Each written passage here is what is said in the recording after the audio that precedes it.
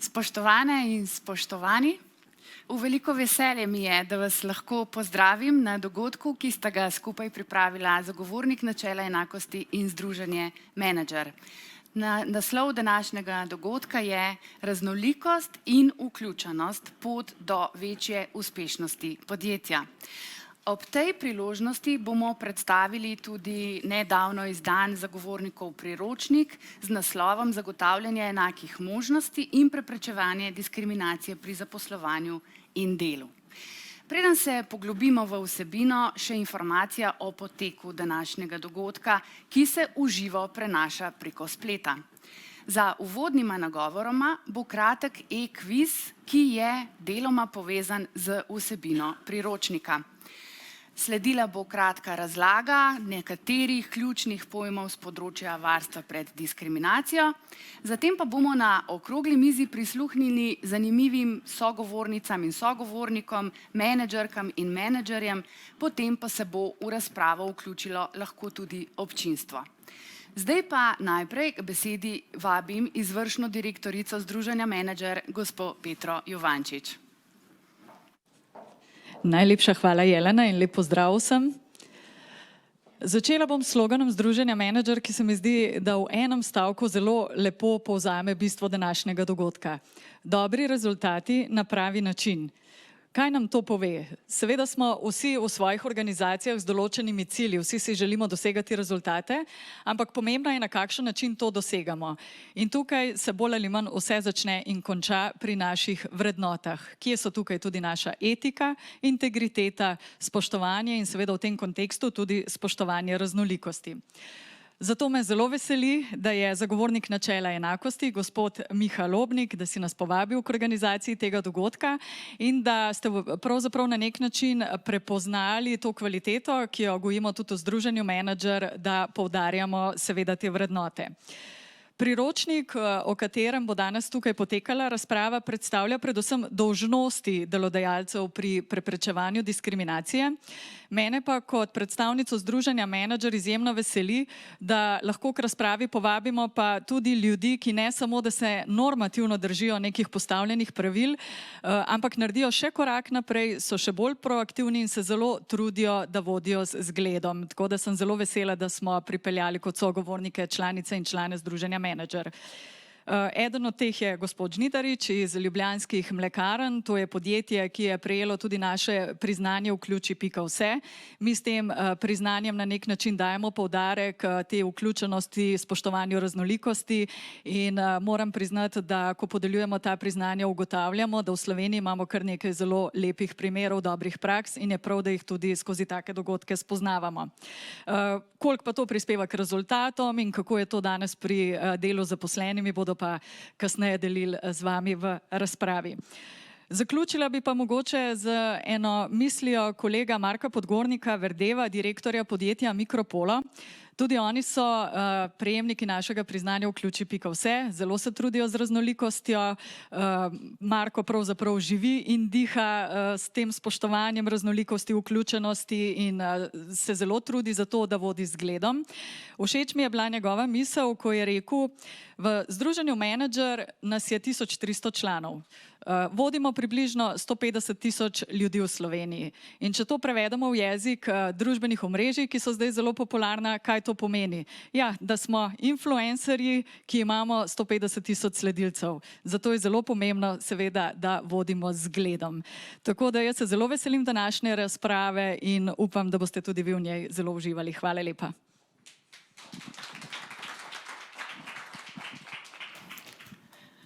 Najlepša hvala za te uvodne besede. Zdaj pa k besedi vabim zagovornika načela enakosti, gospoda Miha Lobnika. Hvala lepa, Petra, za ta uvodni pozdrav in tudi za odziv na našo pobudo, da skupaj sodelujemo, da pripravimo ta dogodek. Hvala našim gostjem in gostom v nadaljevanju. Z veseljem na začetku tega pozdrava predstavim našo institucijo, ki je nekaj novega v Sloveniji in tudi kontekst, v katerem je nastal priročnik, ki ga danes predstavljamo prvič v javnosti. Priročnik bo potem drugi teden predstavljen tudi na kongresu kadrovskih menedžerjev v Portorožu in tako naprej, tako da danes ga odpravljamo na to pot. V kratki predstavitvi vam bom poleg naše institucije pravzaprav predstavil nekaj temeljnih pojmov sistemskega varstva pred diskriminacijo s pomočjo tele prezentacije. Namreč pred več kot 70 leti gremo malo 3 korake nazaj v času, na svetovni ravni dozorelo spoznanje, da je potrebno zapisati ta princip 2. člena Splošne deklaracije človekovih pravic. Takrat si lahko predstavljamo obdobje po 2. svetovni vojni, velikih grozot v svetu in tudi premislekov o tem, katere stvari je potrebno deklarativno zapisati. In takrat se prvič na mednarodni pravni ravni znajde ta dikcija, ki jo danes še vedno ponavljamo, brez vsakršnega razlikovanja, ne glede na raso, barvo kože, spol in tako naprej, katerokoli drugo osebno okoliščino.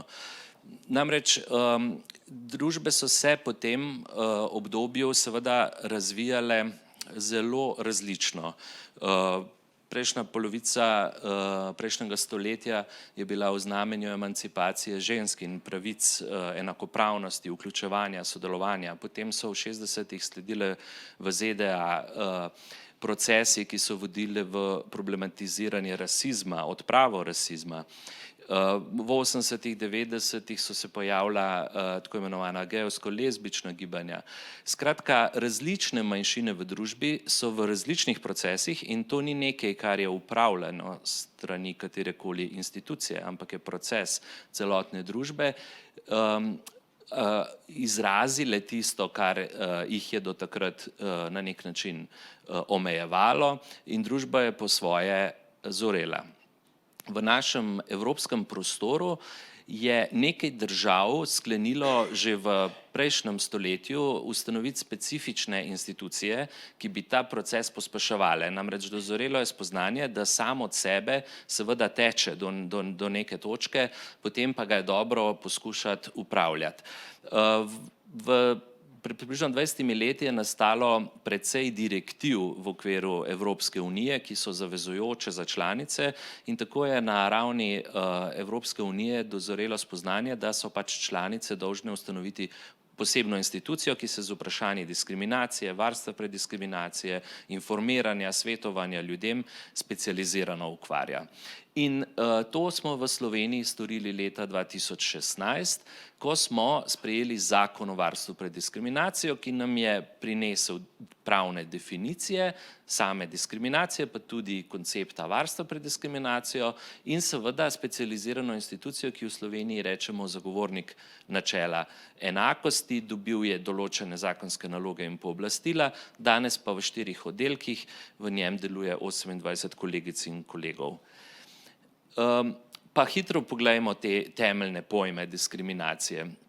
Sam zakon jo na kompleksen način uvede. Vsako neopravičeno dejansko ali pravno neenako obravnavanje, razlikovanje, izključevanje, omejevanje ali opustitev ravnanja. Zdaj pa zelo pomembna stvar, zaradi osebnih okoliščin. Osebne okoliščine so tiste naše značilnosti, ki jih praviloma ne izberemo sami, na katere nimamo vpliva.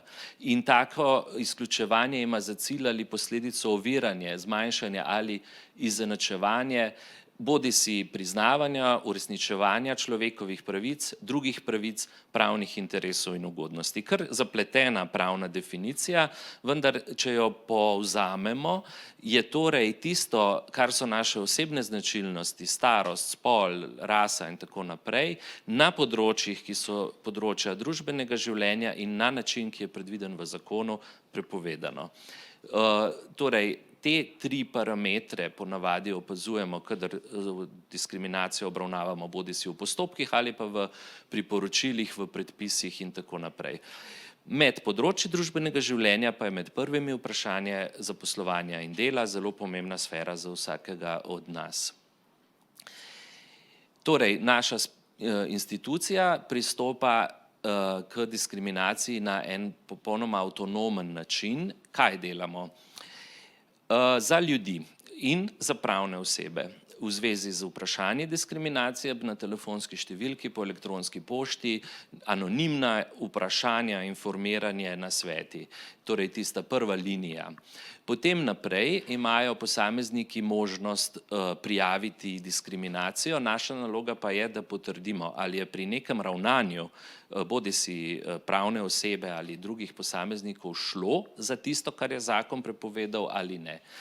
In to velja tako v zasebnem kot v javnem sektorju na prej omenjenih področjih, torej dela zaposlovanja, izobraževanja, zdravstva, socialnih pravic in trga dobrin in storitev.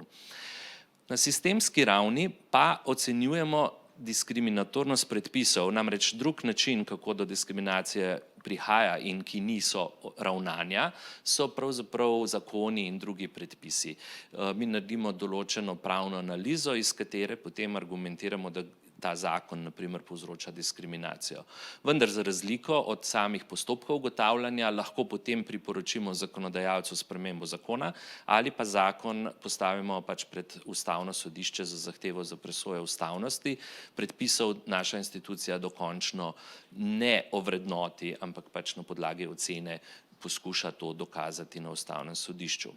In kot izdelki so priporočila, bodisi na že obstoječe predpise za njihovo izboljšavo, vključujemo se v zakonodajne procese s predlogi, seveda priporočili za popravke predlogov in nove predpise, in drugo, predvsem v smislu ravnanja tistih subjektov, ki so bili pač kršitelji.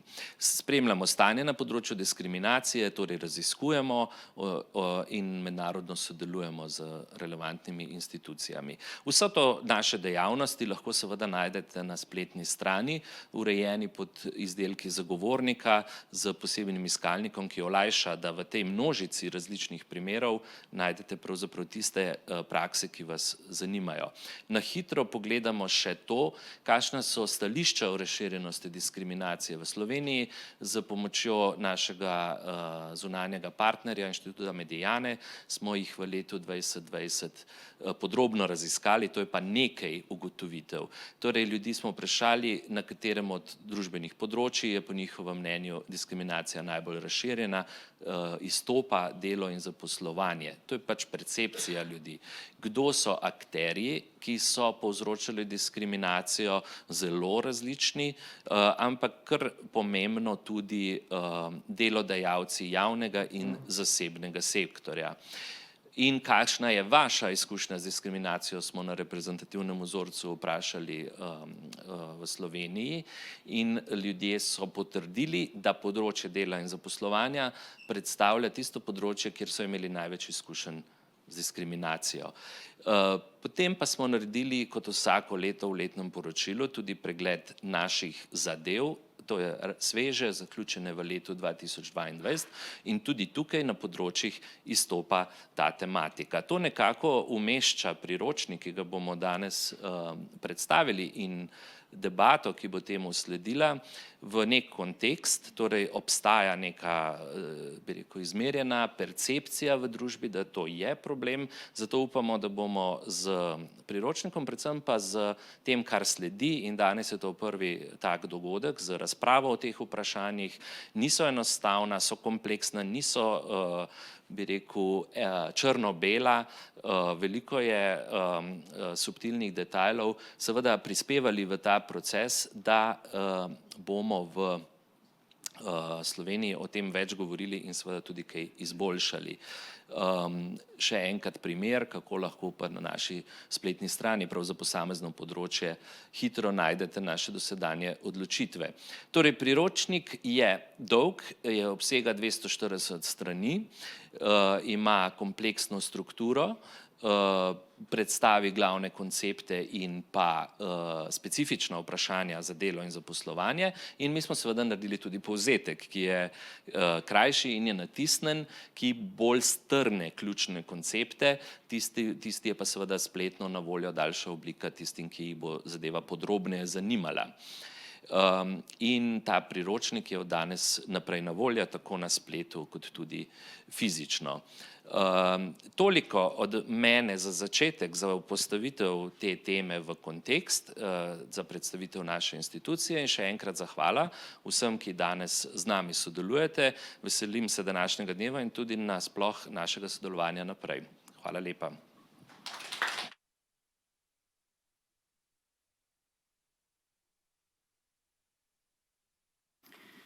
Hvala lepa za to uvodno predstavitev Mihi Lobniku.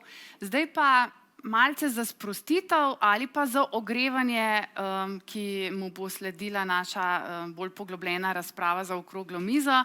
Napovedujem en kratek e-kviz, pa da vidimo, kako razmišljamo o nekaterih pojmih z področja varstva pred diskriminacijo. In dajem besedo kolegu dr.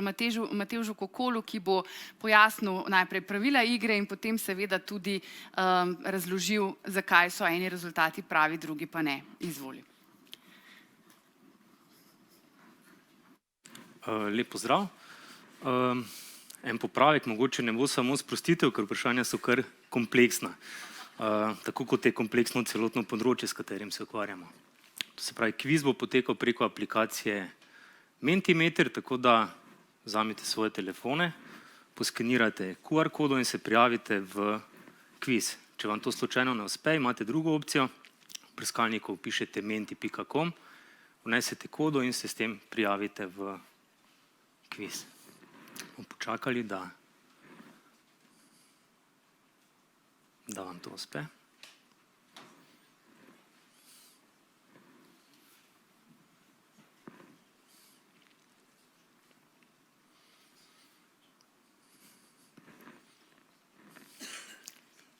Ne morete še glasovati, ampak lahko pa pošljete lajke oziroma srčke, že vidim, da vas je 11, 12, 14, torej deluje. Smo? Ne.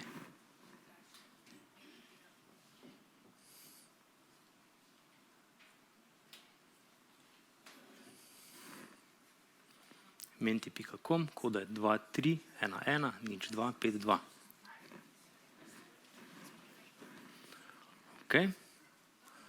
Pravila, 5 vprašanj, nekaj splošnih, nekaj glede tega, kar smo ravnokar slišali, nekaj je vprašanj bolj iz prakse.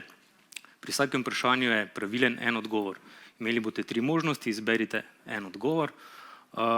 Na voljo imate 30 sekund, hitrost se nagradi, kar pomeni, kdo prej odgovori, dobi več točk, je pa res, da je tudi večja verjetnost, da se zmoti, tako da previdno. Smo? Prvo vprašanje, zbrani smo, štartamo. Poglejte kar svoje telefone, ker se bo izpisali odgovori. Načelo enakosti pomeni, da smo vsi enaki in enakopravni. Odgovor 2, da je treba vse ljudi obravnavati enako. Ali 3, da je treba vsem zagotoviti enake možnosti.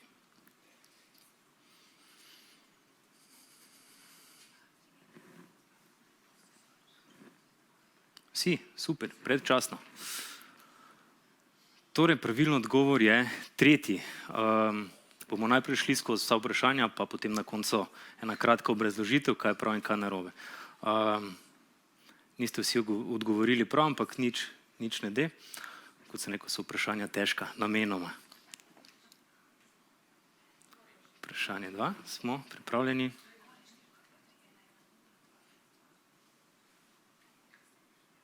Diskriminacija. Diskriminacija pomeni kaj? Namerno neenako obravnavanje ljudi, neenako obravnavanje ljudi zaradi njihovih osebnih okoliščin, neupravičeno neenako obravnavanje ljudi zaradi osebnih okoliščin.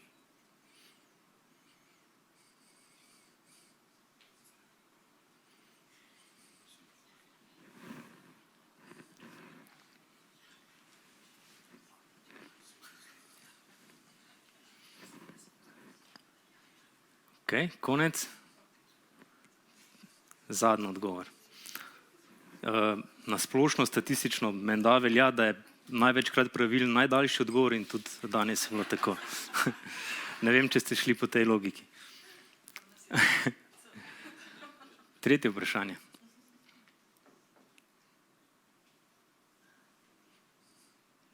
Med oblike diskriminacije ne štejemo. Kaj ni oblika diskriminacije? Posredna diskriminacija, spolno nadlegovanje, mobbing oziroma trpinčenje. Spravi, kaj od tega ni oblika diskriminacije?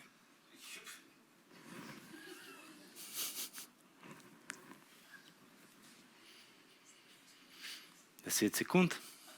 Vsi predčasno, super. Ok.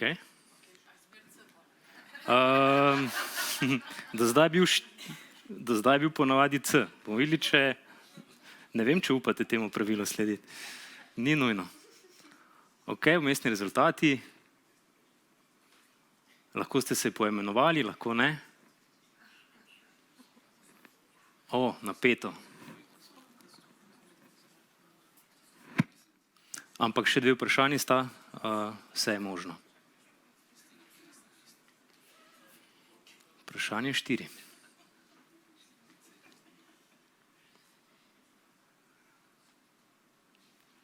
Pri zaposlovanju sodelavk, sodelavcev v podjetjih, kaj je pravilno? Naj kandidati predložijo tudi življenjepis in svojo fotografijo, da je dobro zahtevati uradna potrdila o preteklih zaposlitvah in plačah. Ni nujno, da je postopek za vse kandidate enak.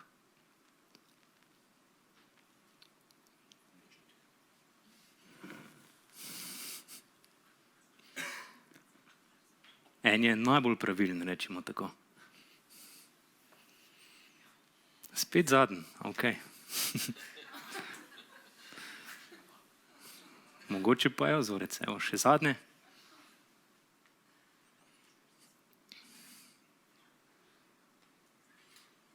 V primeru diskriminacije oziroma domnevne diskriminacije, suma, se mora delavec najprej pritožiti delodajalcu. Lahko postopek začne samo žrtev diskriminacije, fizična oseba, mora delodajalec oziroma tisti, ki naj bi kršil, dokazati, da ni prišlo do diskriminacije.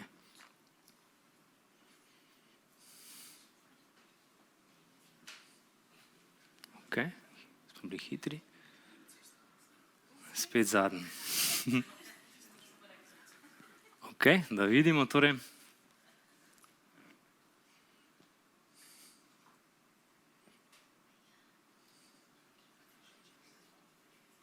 Ok, imamo zmagovalca.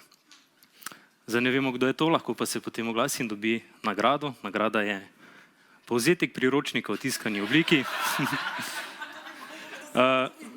Vsi ostali pa dobite tolažilno nagrado. To pa je prav tako povzetek priročnika. Ker to enakost jemljemo zelo resno. Ok, konec kviza, zdaj lahko odložite telefone, ampak še na hitro pogledamo pravilne odgovore. 5 vprašanj, 5 slajdov, 5 minut. Spravi, načelo enakosti pomeni, smo rekli, pravilni je bil zadnji odgovor. Če pogledamo prvega, da smo vsi enaki, enakopravni, ne, nismo vsi enaki, ne, med nami so razlike. Na področju varstva pred diskriminacijo govorimo o osebnih okoliščinah, vsak ima številne, to je čisto v redu. Pomembno je, da se kljub razlikah obravnavamo enako. Enakopravni, ja, smo enakopravni, ampak to pomeni zgolj formalno enakost, enakost pred zakonom.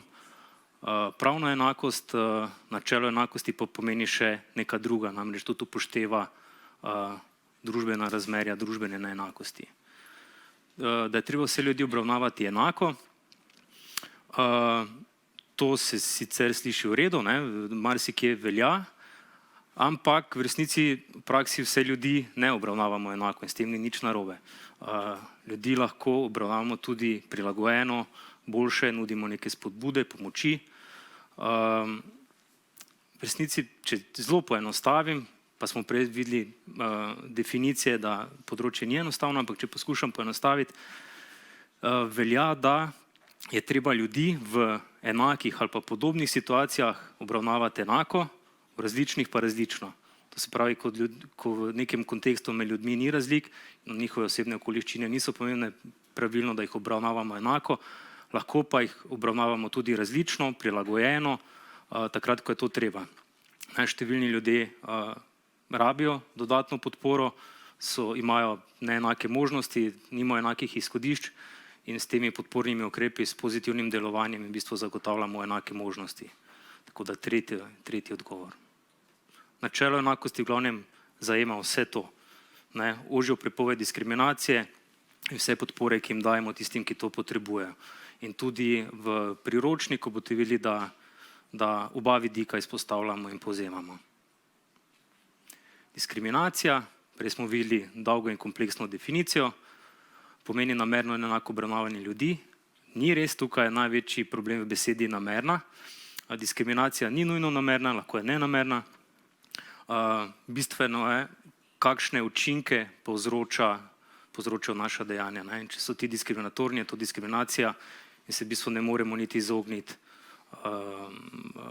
dolžnosti s tem, da rečemo, da nismo vedeli ali da je bilo naše delovanje nenamerno. Diskriminacija neenako obravnavanje ljudi zaradi njihovih osebnih okoliščin, to je že zelo blizu. Osebne okoliščine so pomembne, je že bilo prej v predstavitvi izpostavljeno, ampak kot rečeno, vsako neenako obravnavanje ljudi še ni diskriminacija. Diskriminacija je takrat, ko gre za neopravičeno neenako obravnavanje ljudi. Najprej sem povedal, lahko z nekimi ukrepi tudi zagotavljamo enake možnosti ljudem, ki to potrebujejo. Možne so tudi nekatere izjeme od diskriminacije. Če recimo neko delo zahteva, da ga opravlja polnoletni ali pa neko delo namenjeno osebam določenega spola recimo in je to poklicna zahteva in je to upravičeno, je seveda možna izbira kandidata po spolu ali pa starosti. To se pravi, v tem primeru gre za upravičeno neenako obravnavanje, ki ni diskriminacija. Med oblike diskriminacije ne štejemo. Oblika diskriminacije je definitivno neposredna, pa tudi posredna diskriminacija. Neposredna diskriminacija je tisto, kar ponavadi razumemo pod diskriminacijo. Posredna pa je, tako rečemo, prikrita diskriminacija. Recimo posledica nekih pravil, ki se zdijo nevtralna, za vse enaka, niso vezana na osebne okoliščine, ampak je učinek take ureditve tako, da neenako deluje na ljudi z določenimi osebnimi okoliščinami. Tako da posredna diskriminacija je oblika diskriminacije. Nadlegovanje in trpinčenje, dvojka in trojka. Oblika diskriminacija je nadlegovanje in specifična oblika nadlegovanja, spolno nadlegovanje, je tudi definirano v našem zakonu. Med oblike diskriminacije pa ne uvrščamo trpinčenja, to pa ureja delovna zakonodaja. Razlika, zelo poenostavljeno. Pri trpinčenju gre za neko sistematično, dalj časa trajajoče, slabše ali pa neljubo obravnavanje ljudi, recimo sodelavcev, ki pa ni nujno povezano z osebno okoliščino, to se pravi zaradi drugih razlogov. Ko pa gre za neke osebne okoliščine, to se pravi, ko slabše obravnavamo recimo nekoga zaradi spola, starosti, državljanstva in tako dalje, takrat pa govorimo o nadlegovanju. In dovolj je tudi, da gre za enkratno dejanje, ne rabi biti dalj časa trajajoče. Pri zaposlovanju novih sodelavcev v podjetjih, organizacijah naj kandidati predložijo življenjepis in fotografijo. Zdi se v redu, pa je lahko problematično. Zakaj? Recimo fotografija je sploh tak primer. Vsi imamo predsodke, delujemo na podlagi stereotipov, imamo svoja prepričanja in to je tudi nezavedno. In ko vidimo fotografijo v izbirnem postopku, ko vidimo številne fotografije vseh kandidatov, se v trenutku, delčko sekunde podzavestno že prebudijo neka čustva, privrejo neki predsodki na plano in delujemo subjektivno. In je lahko že to problematično. Želeli bi seveda, da pri izboru nekih kandidatov upoštevamo razpisne pogoje, smo kar se da objektivni, znamo to argumentirati in tako dalje. Spravi, če le možno, se izogibamo fotografijam. Dobro bi tudi bilo, da so vloge oziroma vsi podatki, ki jih ima izbirna komisija, anonimizirani, vsaj v začetnih fazah postopkov. Zahtevati uradna potrdila o preteklih zaposlitvah in plačah. No, tukaj pa bi recimo bile problematične plače. Trenutno se pripravlja ena direktiva na ravni EU glede transparentnosti plačil in tam je v enem členu tudi predlog, da bi se normiralo, da delodajalci ne bi smeli zahtevati podatkov o preteklih plačah kandidatov za zaposlitev. Zakaj? Zato, ker v nekih prejšnjih zaposlitvah je lahko nekdo imel nižjo plačo zaradi nekih svojih osebnih okoliščin in je to bila posledica torej diskriminacije. Če je imel zaradi diskriminacije neko plačo, nižjo plačo in pri novem delodajalcu to upoštevamo, zavedno ali nezavedno, lahko vpliva na višino plače in se v bistvu na ta način diskriminacija samo reproducira. Tako da se bolje, da se temu izognemo. In pa tretje, ni nujno, da je postopek za vse kandidate enak, ta je rahlo triki, priznam. V osnovi je seveda v redu, da je za vse kandidate postopek enak, če zahtevamo recimo da kandidati upravijo nek test, morajo biti vprašanja ista, za vse enaka, tako dalje, da imajo vsi dejansko enake možnosti, vendar, kot smo rekli, različne položaje treba obravnavati različno. Se pravi, če ima nekdo neke posebne potrebe, je prav, oziroma ne samo prav, nujno je, v bistvu je nujno, da to tudi upoštevamo in prilagodimo postopek. Tipičen primer, temu pravimo razumne prilagoditve za ljudje z invalidnostmi. Če imamo nek test, ki je v pisni obliki in imamo kandidata, ki je slep, seveda prilagodimo postopek in recimo test opravimo v ustni obliki. Spravi, v določenih situacijah seveda nudimo tudi prilagoditve ljudem, ki to potrebujejo, sicer pa ne. Še zadnje, v primeru domnevne diskriminacije se mora delavec najprej pritožiti delodajalcu. Ja, z delovno zakonodajo je to na nekaterih primerih tako, če želi delavec naprej uveljavljati svoje pravice na delovnem sodišču. Sicer pa ne. Delavec lahko seveda tudi gre v civilne postopke na sodišče, lahko se pritoži inšpektoratu, lahko da tudi predlog za obravnavo diskriminacije zagovorniku. V tem primeru se ne rabi prej pritožiti delodajalcu, čeprav je to seveda zaželeno, ker je vedno možna tudi neka sporazumna rešitev spora in je to v redu. Ampak ni pa te obveze, vsaj ne povsod. Drugo, lahko postopek začne samo žrtev, fizična oseba. Ne, pač seveda, ko gre za diskriminacijo postopka, ne rabi začeti samo žrtev, lahko tudi recimo nekdo, ki je bil priča diskriminaciji, ne lahko, pravilno je, da to tudi naredi. Pri zagovorniku lahko tudi začnemo postopek po uradni dolžnosti, po lastni presoji, če smo o tem obveščeni, recimo po različnih kanalih, lahko tudi prek medijev.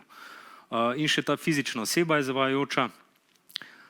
V resnici žrtve diskriminacije niso nujno samo fizične osebe, v redkih primerih so lahko tudi pravne osebe, kolikor so te povezane z nekimi osebnimi okoliščinami, ampak to je bolj izjema. Torej pravilen tretji odgovor, tako kot si, da mora delodajalec, v tem primeru predpostavljamo, da gre za domnevnega kršitelja, utemeljene sumo dokazati, da ni prišlo do diskriminacije. To se pravi, tisti, ki je domnevna žrtev, recimo v tem primeru danes, ko smo na področju zaposlovanja dela, je to delavec,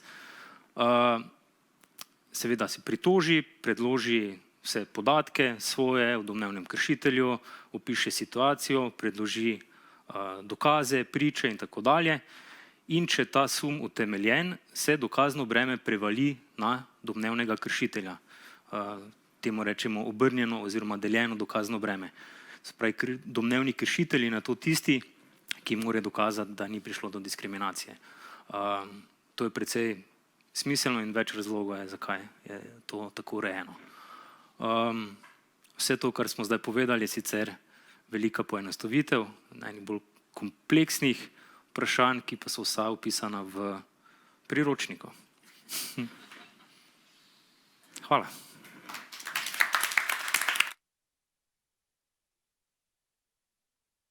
Hvala lepa, Matevž. Rekel si, da ne bo zabavno, pa vendarle je bilo zabavno, če tudi ne enostavno, kot smo videli. Ja, tako kot je bilo rečeno, s tem kvizom smo hoteli pravzaprav samo nakazati, kaj so tiste ključne vsebine, ki jih imate pojasnjene v priročniku. Kar se nam zdi prednost in s čimer smo se posebej potrudili, tudi s pomočjo tako imenovanih testnih bralcev nekaterih posameznikov in posameznic iz nekaterih podjetij, to, da smo v priročniku navedli več primerov, s katerimi smo skušali še bolj nazorno ilustrirati posamezne izzive, kot ste videli, ki se pojavljajo pri tem, kako najprej prepoznati sploh diskriminacijo, pa ne samo prepoznati diskriminacijo, ampak tudi kako spodbujati enake možnosti. Nismo želeli samo s palico, ampak tudi s korenčkom. Evo, ta mal daljši moj komentar je bil seveda namenjen temu, da smo lahko skupaj z našimi kolegi pripravili prostor. Zdaj pa jaz naše vabljene gosti in gosta vabim, da se mi pridružite za tole našo trojno okroglo mizo. Kar izvolite, kar pogumno. Gospa Gole, vi ste tukaj, Andraž, ja, odlično. Torej, zdaj pa začenjamo še to našo malo bolj poglobljeno razpravo, ki tudi verjamem, da ne bo preveč, bom rekla, kompleksna ali pa težko razumljiva, se bomo potrudili, da bomo nazorni. Jaz moram za začetek najprej reči, da se zelo lepo zahvaljujem vsem, ki ste sprejeli to naše povabilo in se udeležili okrogle mize kot govorci. To je, moram reči, res ugledna družba. Jaz bom vseeno zaradi občinstva, ki spremlja dogodek preko spleta, vse 4 še enkrat malce predstavila. Dovolila sem si, da sem izbrala o vsakem nekaj osnovnih podatkov, zagotovo pa to ne bodo celostni opisi vaših impresivnih dosedanjih karier. Torej, najprej z nami je gospa Sonja Gole, generalna direktorica Adrie Mobil, enega izmed največjih proizvajalcev avtodomov, prikolic in vanov v Evropski uniji. Podjetje vodi od leta 1996. V podjetju Adria Caravan, iz katerega je nastala Adria Mobil, pa se je zaposlila leta 1980. Med drugim je prejemnica večjih menedžerskih nagrad. Leta 2004 je tako prejela naziv združenja menedžerka leta in istega leta tudi nagrado Gospodarske zbornice Slovenije za posebne dosežke v gospodarstvu. Hvala in dobrodošli. Dobar dan.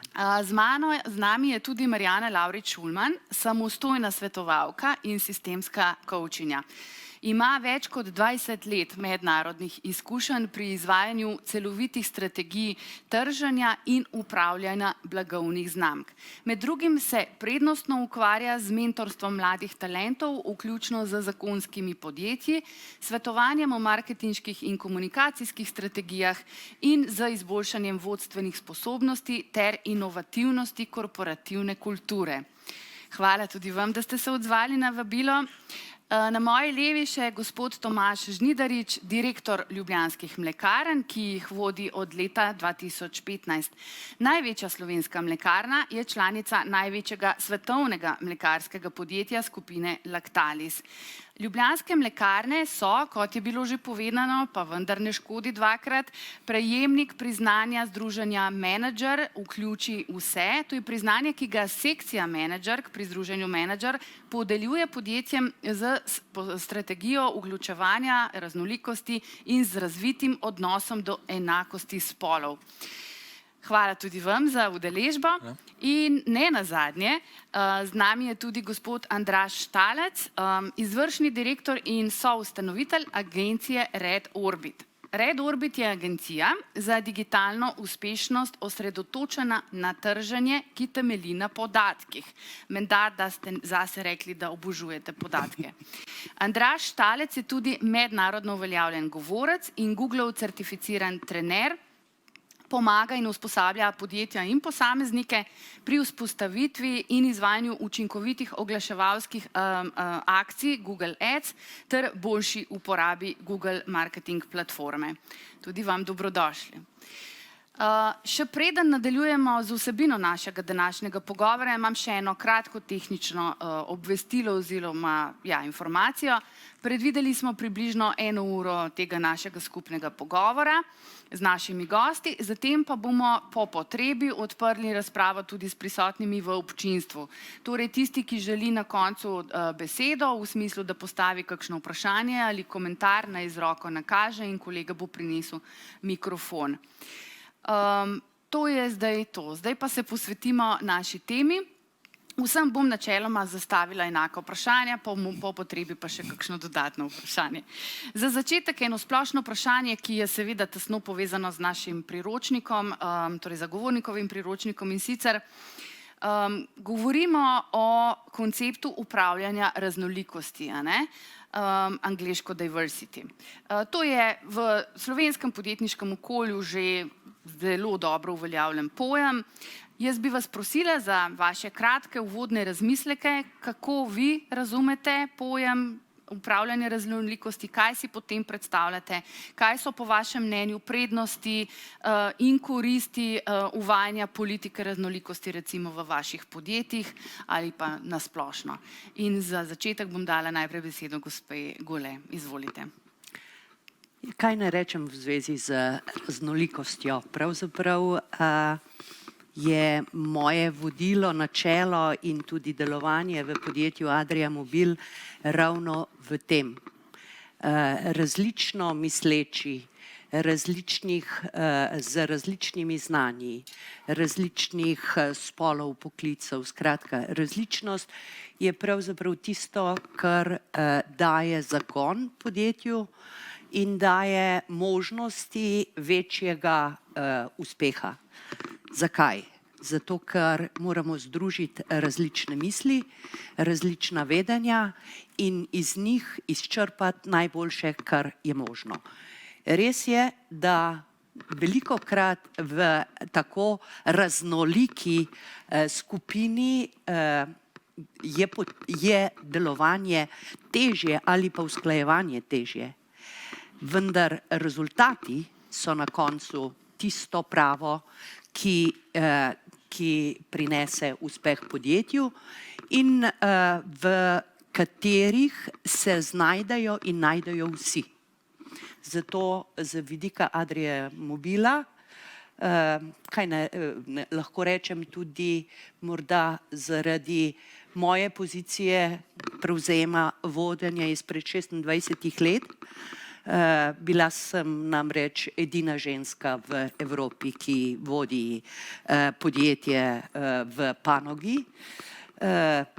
Seveda, kdaj pa kdaj na skupnih evropskih srečanjih so me normalno poslali gospodje po kavo, ker ni nihče računal na to, da lahko tudi raznoliki sedimo na skupnih sestankih. Vendar je bila to ena anekdota ali pa prijetna izkušnja, ko pravzaprav za to različnostjo smo se vklopili ali pa nekako še bolj povezali z stanovskimi kolegi in ta izkušnja je pravzaprav verjetno nekako v meni, da resnično v Adrii Mobil živimo raznolikost, jo podpiramo, sprejemamo različnosti po spolu, po izobrazbi, po sposobnostih in to različnost seveda tudi obravnavamo na način, da najprej, jaz bi rekla drugače, morajo biti vsi enako obravnavani in vsak si zasluži to drugačno obravnavanje, če drugačna potreba obstaja. Če sem bolj konkretna, recimo, če je nekdo ima omejene možnosti delovanja, se pravi mogoče invalidnost, potem je temu primerno potrebno zagotoviti ustrezne pogoje, da ima tudi takšna oseba možnost zaposlitve oziroma delovanja znotraj podjetja na tak ali drugačen način. Hvala. Bom kasneje postavila tudi konkretnejša vprašanja, da boste imeli priložnost tudi mogoče malce bolj podrobno predstaviti recimo primere dobrih praks, predvidevam, da tudi iz vaših podjetij. Ampak za začetek najlepša hvala. Dajem besedo gospej Lauri Čulman na isto vprašanje, bi prosila en kratek strnjen razmislek.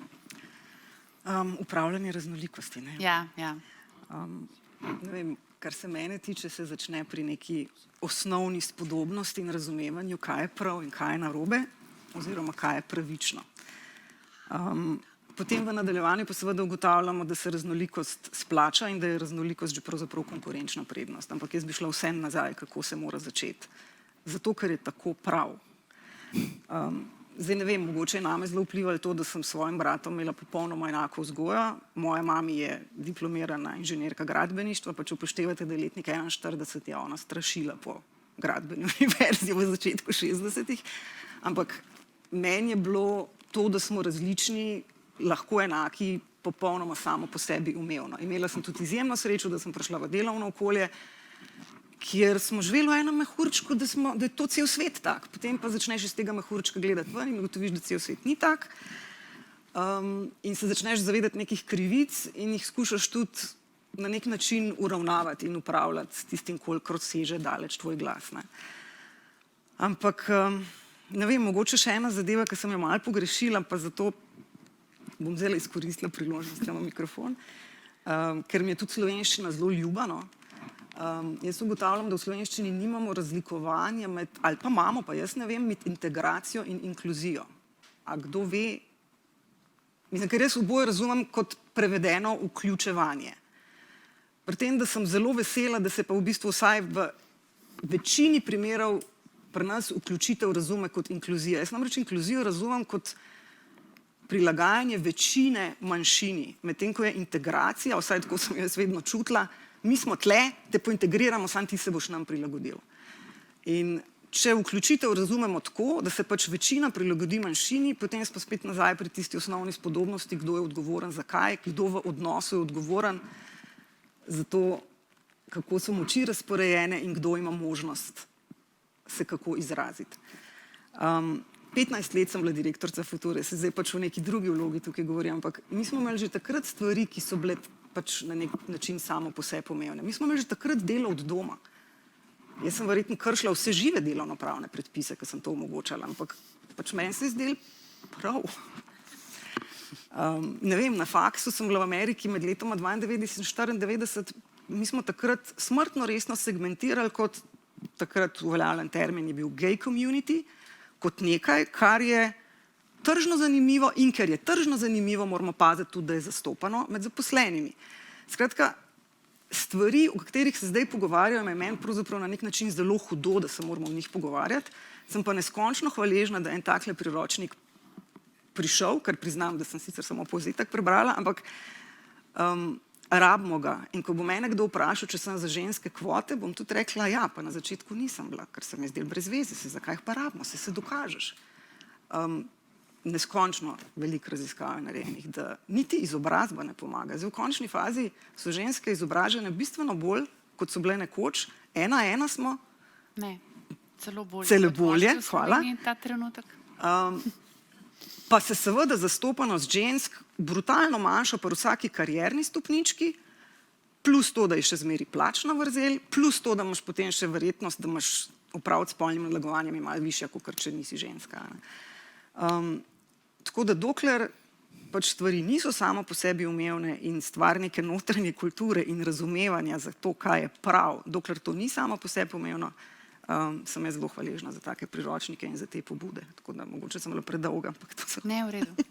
Super, hvala. No in ko ste ravno odprli vprašanje zastopanosti moških in žensk, gospod Žnidarič, dajem vam besedo, prosim, odgovor na isto vprašanje, ampak jaz sem tudi nekje prebrala, če se ne motim, da Ljubljanske mlekarne imate na svojih vodstvenih položajih precej visok delež žensk, pa vam s tem dajem evo tudi priložnost, da še to pojasnite. Izvolite. Hvala. Prav hvala za povabilo. Čeprav mogoče na začetku bo malo tako čudno slišati, žal mi je, da sploh imamo takele pogovore, da sploh pogovarjamo o takih stvareh.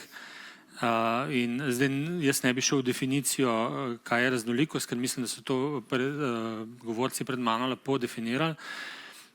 In moram priznati, da se v Ljubljanskih mlekarnah z raznolikostjo ne ukvarjamo. V tem smislu, da bi načrtno rekli, zdaj pa moramo nekaj narediti, da bomo spoštovali na raznolikost, da bomo imeli oziroma raznolike zaposlene, da bomo tvorili neko kreativno ozračje in tako naprej zaradi raznolikosti. Ampak ta raznolikost je neka posledica nekih takih dejanj, objektivnih ravnanj, in pa nekega normalnega sprejemanja vsakogar, ki ima znanje, ki ima izkušnje in ki ima neko dodano vrednost našemu podjetju. In posledica tega je to, kar ste omenili, da v mojem ožjem kolegiju moja ekipa, ki šteje 12 članov, imamo 8 žensk in 6 moških. In te ženske so prišle tja ne zato, ker so ženske, ne zato, ker je nekje napisano, da moramo biti enakopravni oziroma da moramo biti raznoliki, ampak so prišle zato, ker so dobre, ker imajo določene strokovne znanja, ker imajo izkušnje in zaradi tega, ker odlično upravljajo svoje delo. Veliko od njih je napredovalo iz same skupine, se pravi iz samega podjetja, tako imamo recimo direktorico proizvodnje, pod sabo ima 4 vodje obratov, od tega so 2 ženski in 2 moška. Nikoli nismo načrtovali, da bomo imeli direktorico proizvodnje, ampak smo rekli, hočemo imeti najboljšega zaposlenega na tej poziciji in to je Valerija Širovnik. Tako da s tem se ne ukvarjamo, definitivno pa pazimo, da to spoštujemo in da nikakor ne prihaja do kakršnih koli razlikovanj, kar se tiče samega tretmaja, razen seveda v primeru, ko je to potrebno, ko so te osebne okoliščine takšne, da je to treba, razlikovanje potrebno. In to mislim, da glede na to, da smo tudi certificirani kot družbeno odgovorno podjetje, kjer smo bili v bistvu prvo živilsko podjetje v Sloveniji, ki je pridobilo ta certifikat, kjer so ogromni, zelo zahtevne norme, zahteve, in smo ponosni, da smo dobili ta certifikat in mislim, da je vse to, o čemer se danes pogovarjamo, vključeno in vpleteno tudi v sam ta certifikat. Ok, hvala. In še gospod Štalec, isto vprašanje, lahko kakšna podrobnost iz vaše prakse, čeprav kot rečeno konkretna vprašanja še sledijo. Ogromno je bilo danes že povedanega, tako da ne bom šel toliko v to, kaj pomeni diversity, ampak dajmo si sam predstavljati svet, kjer smo vsi enaki. Vsi imamo enake karakterje, enake vrednote, enak se oblačimo, enak se komuniciramo, enak vse. Kakšen bo ta svet? Dolgočasen, siv, turoben, nekreativen, vse bo prav, nobenih napak ne bomo delali, ampak na koncu tudi ne bo kreativnosti. Tako da na koncu, ko govorimo o diversityju, o raznolikosti, jaz ne govorim tukaj, pa v mojih mislih ni samo spolna, pa barva kože itd. Je vsak od nas drugačen, ker smo drugačno osnovo pri odraščanju imeli, drugačno življenjsko pot smo imeli. In ko bomo zagotovili, da je to največji plus, ki ga lahko imamo ne samo kot podjetje, ampak kot družba, da je ta plus prinaša kreativnost, ki je v podjetju in v družbi, to multiplier, ki te kreira nekaj novega, se bomo sploh nehali pogovarjati o tem. In na eni strani super, da imamo ta dogodek, na drugi strani pa tako kot je bilo že omenjeno, dosti žalostno, da se moramo sploh pogovarjati o tem. Kratek bom. Hvala. Jaz bi v bistvu k temu vašemu zanimivemu razmisleku dodala, ne samo, da ne bi bilo kreativnosti, tudi zelo dolgočasno bi bilo. Tako, tudi na tej čisto osebni ravni mislim, da nam ne bi bilo fino. Ok, super. Gremo naprej, še malce ostajamo na tej splošni ravni, pa vendar, ne? Še malo na temo našega priročnika. Torej, zagovornikov priročnik je seveda nekako spisan tako, kot nam ta trenutek zakonodaja zapoveduje. A ne? Zato vi ste omenili, imamo osebne okoliščine, različna ozadja, družinska, socialna. Dobro, res je, ampak recimo v zagovornikovem priročniku boste našli definicijo osebnih okoliščin tako, kot je ta trenutek opredeljena v naši zakonodaji, v našem zakonu o varstvu pred diskriminacijo. Nismo želeli, kot sem že prej rekla, ne, samo strašiti s tem, kar morate delodajalci, recimo zaposlovalci, zagotavljati po zakonu, ampak smo skušali biti malce bolj, kako ne rečem, navdihujoči ali pa, bom rekla, mehki v tem opozarjanju oziroma zaveščanju. Zato smo seveda veliko govorimo tudi o spodbujanju enakih možnosti. Torej gre za tisto, kar ni nujno zapovedano zakonom, ampak je pa zaželeno. Mislim, da tukaj sedite tudi ljudje iz menedžmenta, ki dobro veste, da ne samo, da je zaželeno, ampak da je dejansko tudi koristno za vaš, bom rekla, uspeh. No, tako da bi vas v bistvu zdaj prosila, če lahko morda poveste za kakšen vaš konkreten primer iz vašega podjetja ali pa vašega vedenja, primer dobre prakse, kako recimo z namenom spodbujanja enakih možnosti podjetje lahko uvede nek ukrep.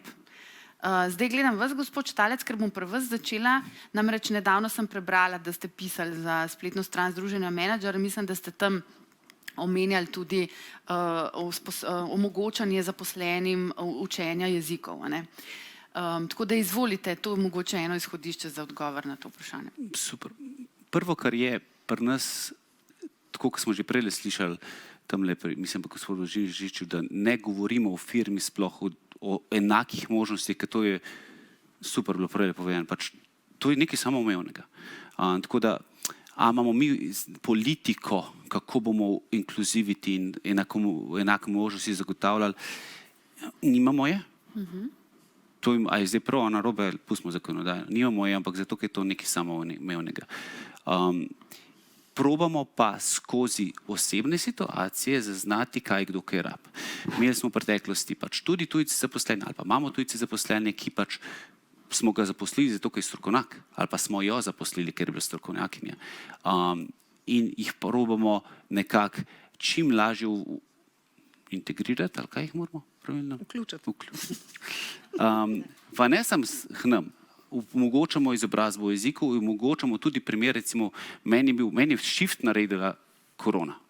Ker mislim, da v onom obdobju tam, kdaj se je začeli 17. marec do 15. maj, smo vsi doživljali vsak od nas, zavedno ali nezavedno, ene velike šoke. A zdaj to si znamo ozavestiti, priznati ali ne, to je drugo, ampak mi smo v tem času uvedli, da kdorkoli pri nas v firmi je rabo psihologa, ga je dobil.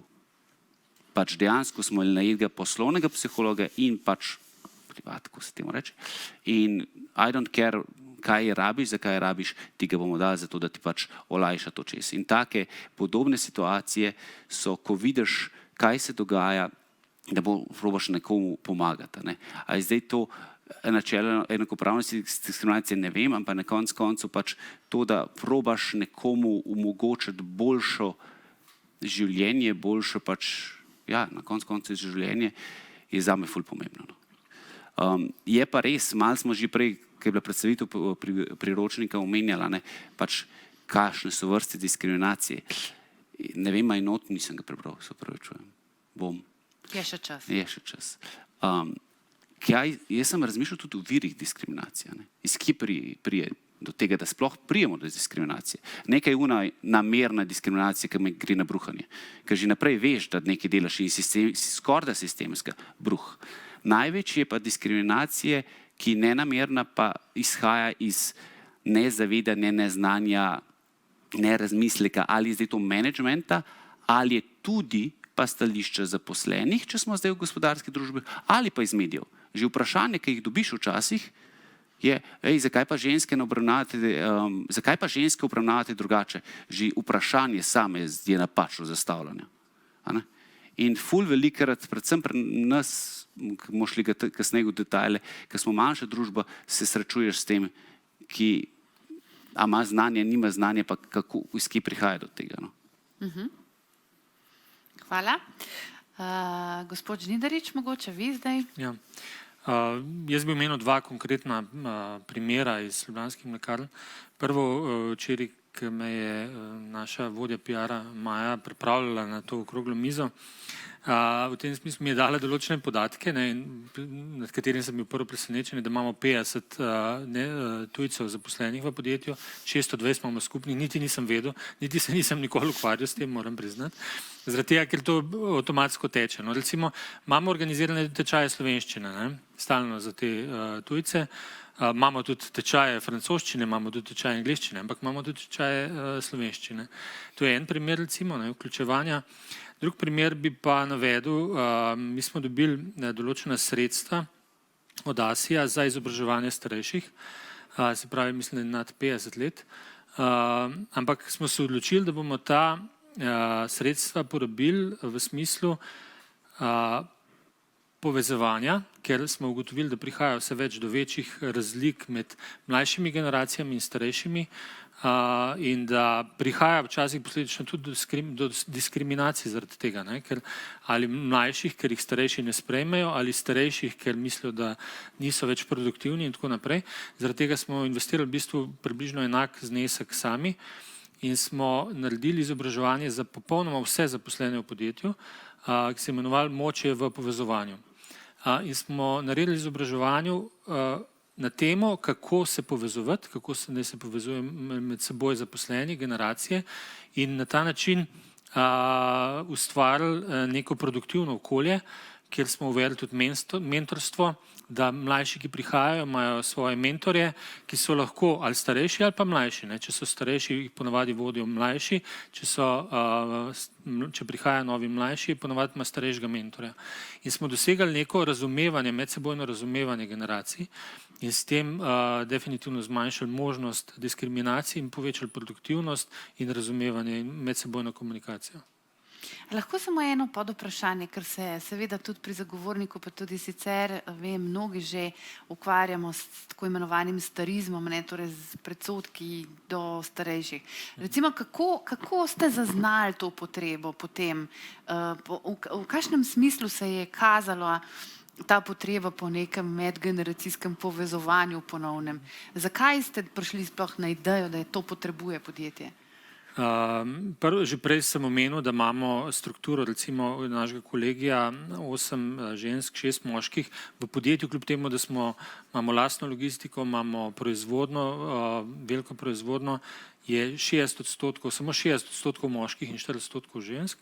Zaradi tega smo stalno pozorni na to, da prihaja do določenih drugačnih pogledov na svet in enako je pri starostnih razlikah.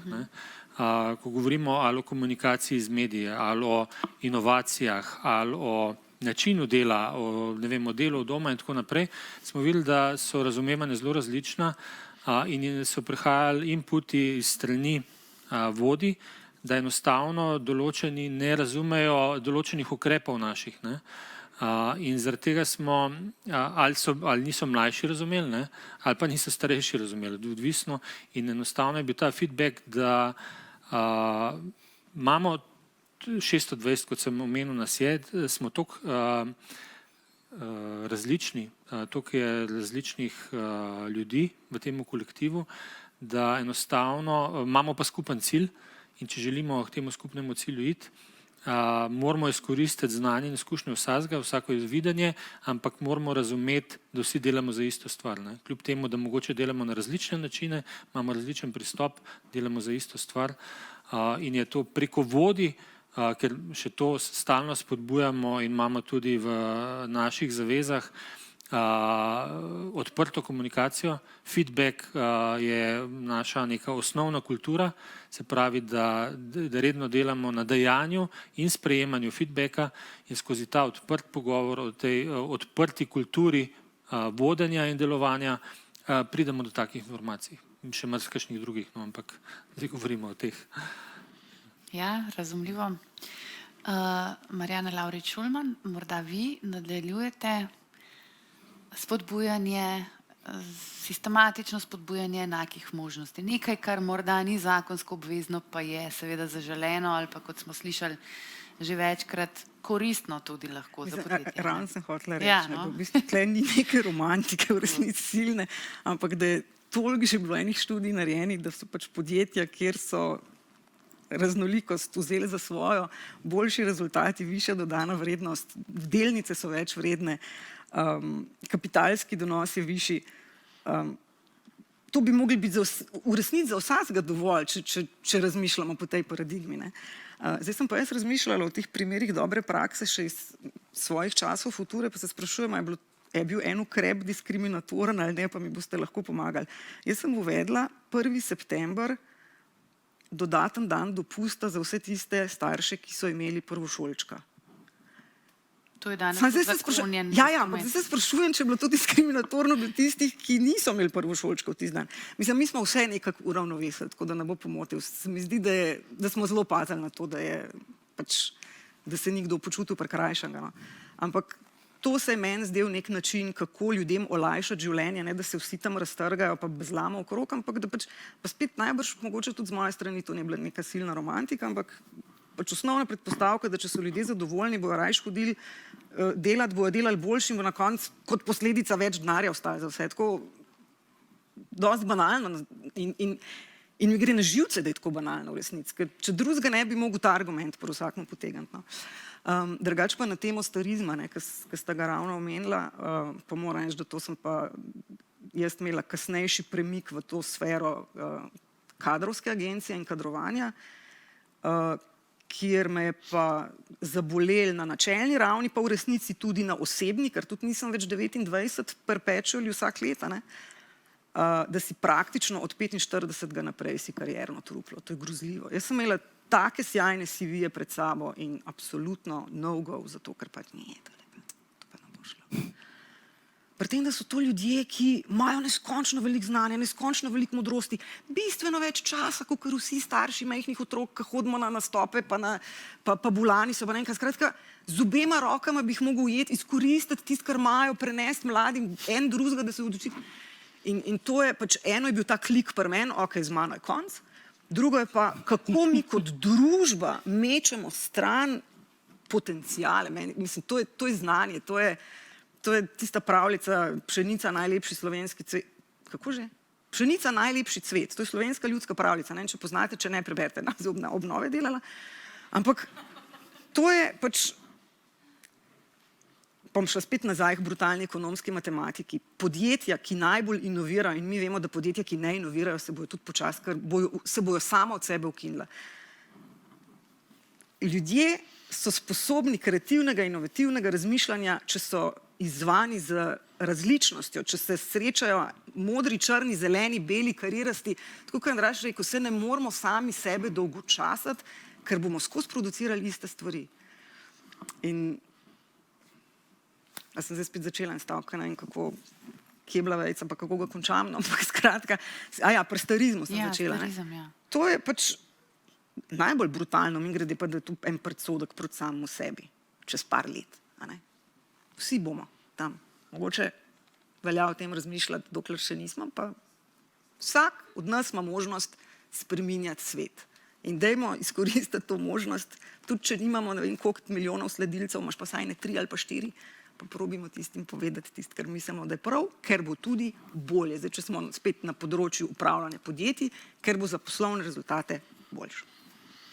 Ja, in še, gospa Gole, vi zagotovo lahko poveste kaj konkretnega iz vašega podjetja, recimo na to vprašanje spodbujanja enakih možnosti. Torej, kaj je tisto, kar naredite ne zato, ker morate, ker vam to pravi zakon, ker vam to, ne vem, ker vam grozi ena inšpekcija, druga inšpekcija, ampak tisto, kar naredite zato, ker veste, da je spodbujanje enakih možnosti pomeni tudi pripoznati neko posebnost nekega posameznika, zaposlenega ali pa celo skupine in nekaj za to storiti. Lahko poveste kakšen tak primer iz vaše dolgoletne kariere? Veliko zgodb se je seveda v teh Nabralo. letih nabralo. Mogoče bi majčkeno tako rekla, ne, pred 20-30 leti se mi zdi, da je bilo potrebno govoriti o nediskriminatornem delovanju.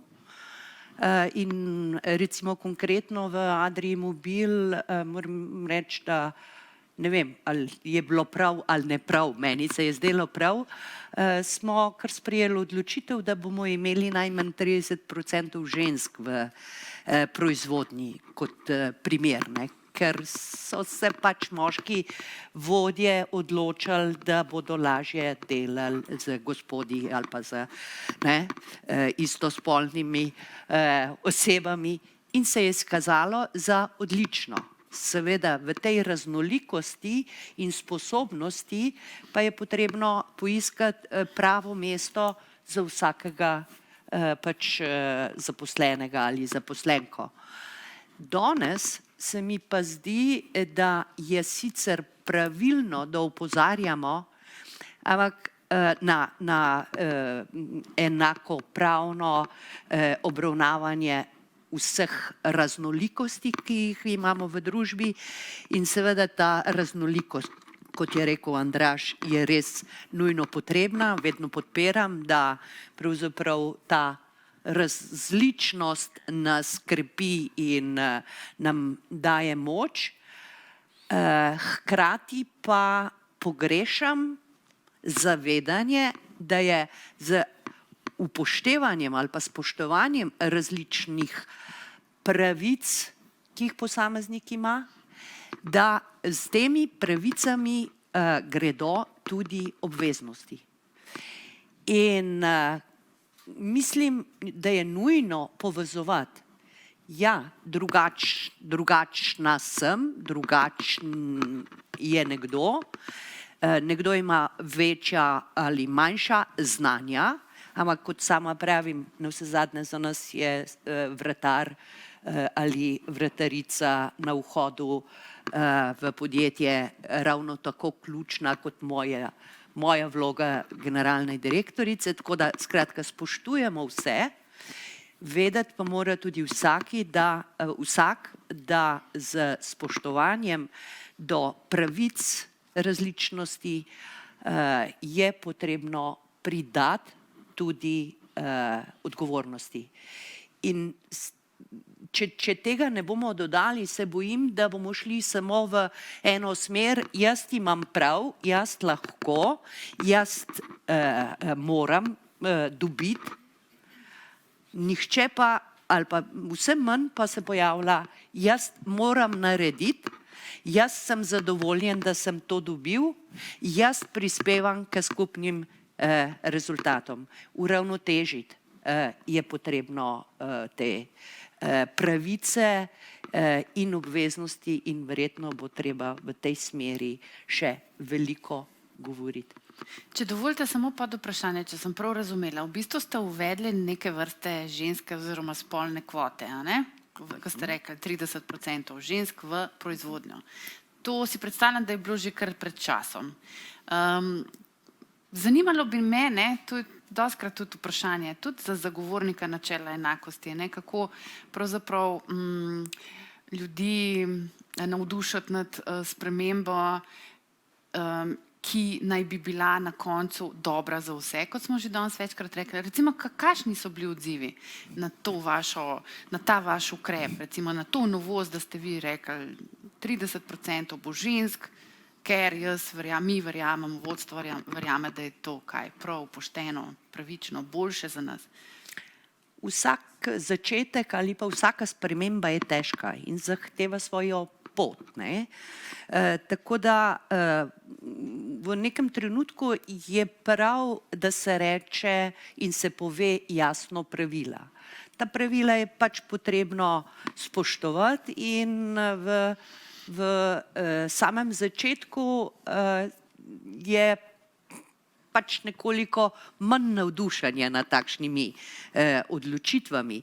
Ampak zelo kmalu se pokaže, da potrebno je preizkusiti in ker se je pokazalo, da je takšna odločitev koristna za za delovanje, tako v skupinah, kot tudi koristna z vidika rezultatov podjetja, je to postala sprejeta norma, ki je ne rabimo več postavljati.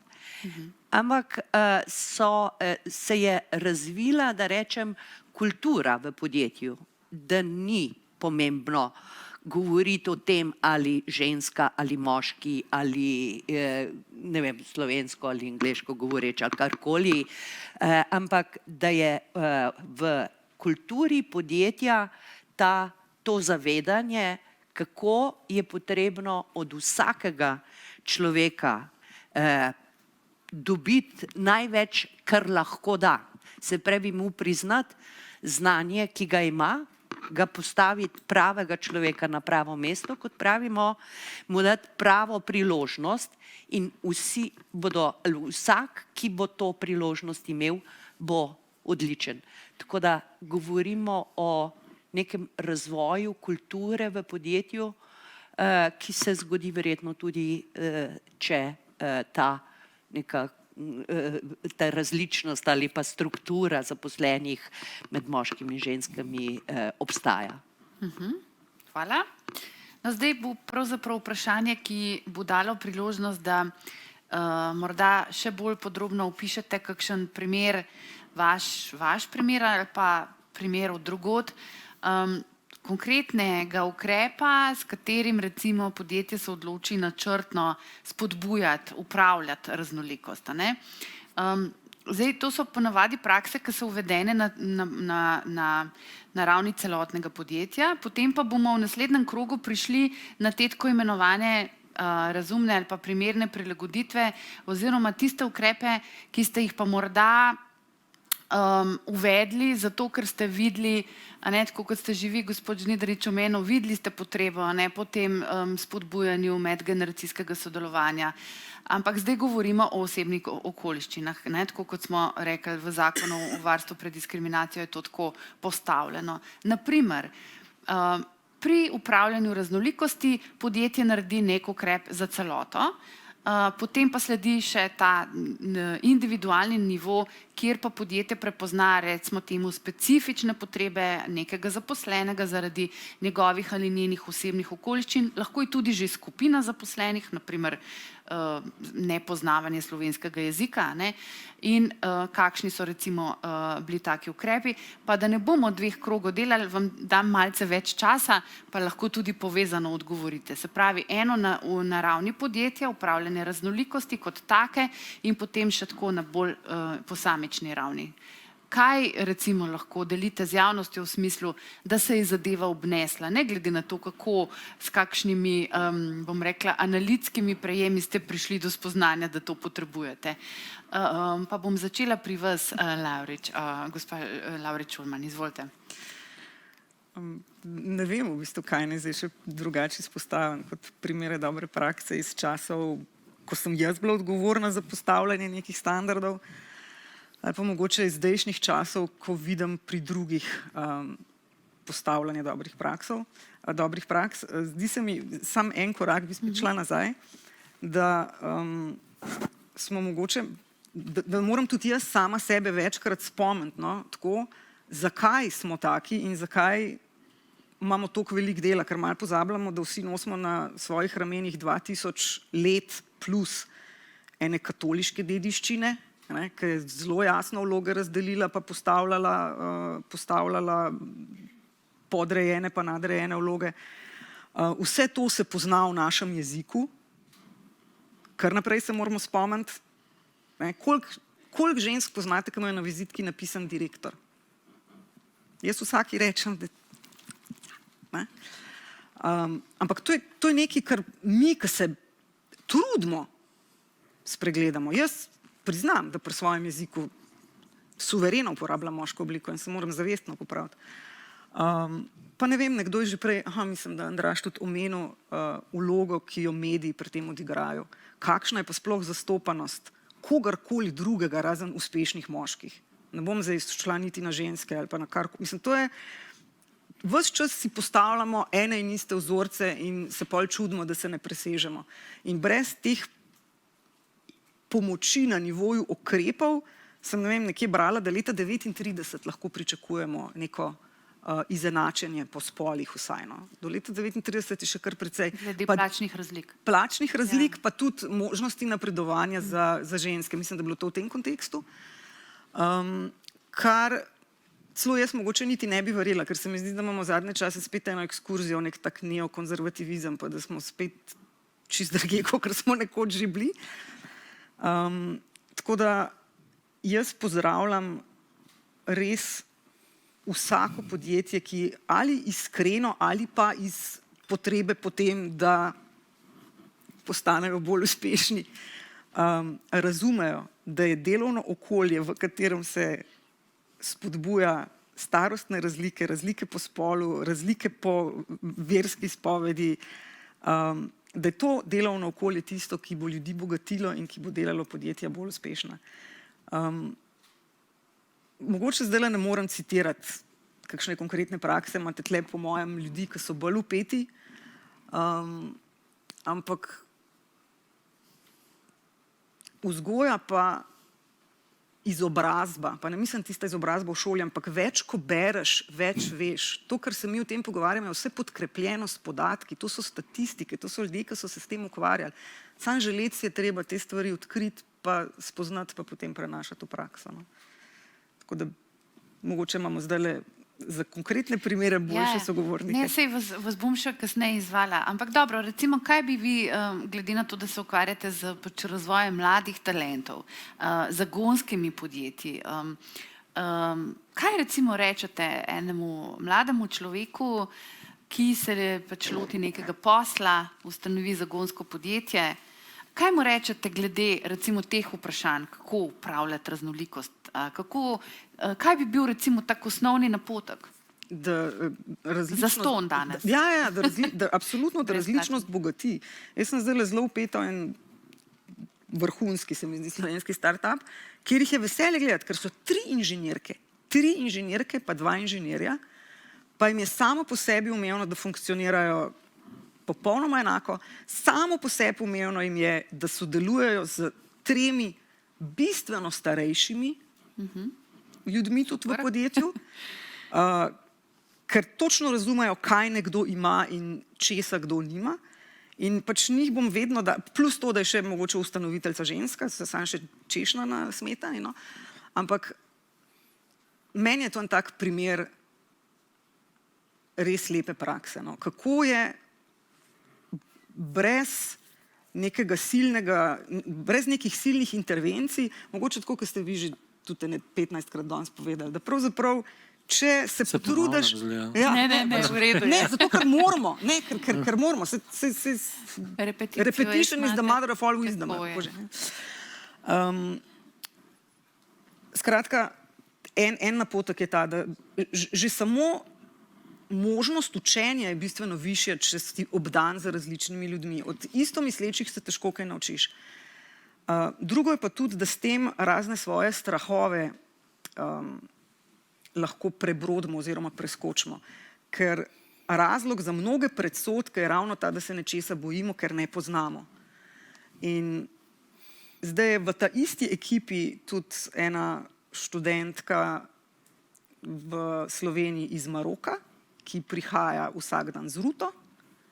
In je bilo tako na začetku, kako bomo pa zdaj, kaj je Ramadan, mislim, perfekten je. Vsi so bogatejši zaradi tega, ker je nekdo prišel, ki je pa vsem drugačen, ki pa glej, ima sicer popolnoma drugačno preteklost, čisene nove stvari nas je naučila. In jaz mislim, da to, učenje pa premagovanje strahu. In vse to je samo stopnička naprej. Ustajati v svoji ograjici, v svojem vrtičku je pa preverjen recept za niti ne ostati na mestu, ampak za nazadovati. Zato, ker vsi tisti, ki so ograje podarali, grejo toliko naprej, da si ti avtomatično že tudi v zadnji. Tako bi rekla. Prav. Hvala.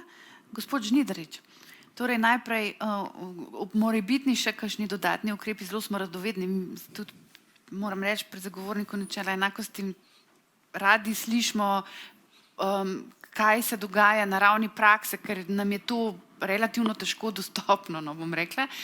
In drugo vprašanje, se pravi na ravni podjetja, konkretni primeri ukrepov in potem tudi ta drug del vprašanja, če lahko postrežete s kakšnim primerom, ko ste pa ravno zaradi tudi magari enega zaposlenega prilagodili njej ali njemu morda delovno mesto in tako naprej. Skratka, oba nivoja, če lahko malo predstavite.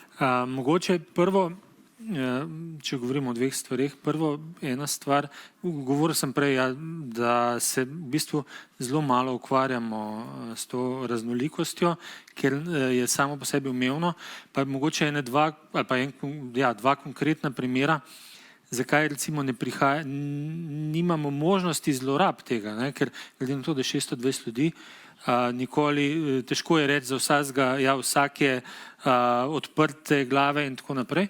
Recimo imamo en zelo konkreten primer, mi smo, veste, del Lactalisa, skupine Lactalis, 85 000 zaposlenih, imamo en sistem, IT sistem, ki se imenuje Lactalon, v katerem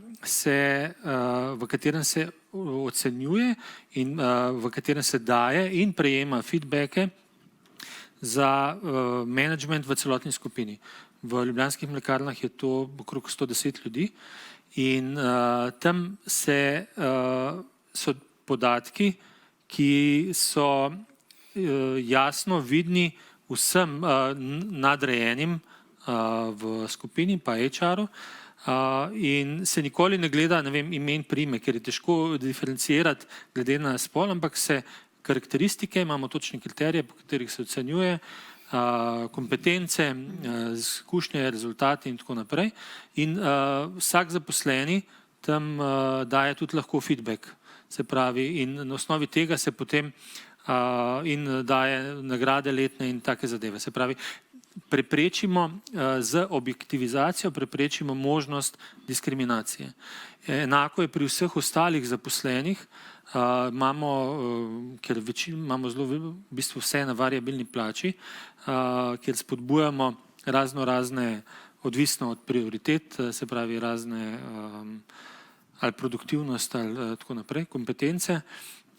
Imamo Excel tabele, ki so za vse enake, se pravi ni nobenih razlikovanj in vsako tako, jaz vsak mesec dobim približno za 280 ljudi, ne gledam vseh, ampak gledam argumente. Ali so argumenti konkretni ali ne. Se pravi, in tam so našteti vsi ljudje. Ne vem, ne njihove verske izpovedi, ne spola, ne usmerjenosti, ne vem.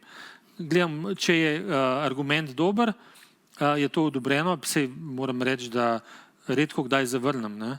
Če zavrnem zaradi tega, ker nekateri v določenih oddelkih stalno dajo, ne vem, en visok procent, drugi skozi manjši procent, ker hočejo na ta način kupovati mir v oddelku. Ne? Ampak pa imamo problem pri vodji, ne pri zaposlenih. Ne?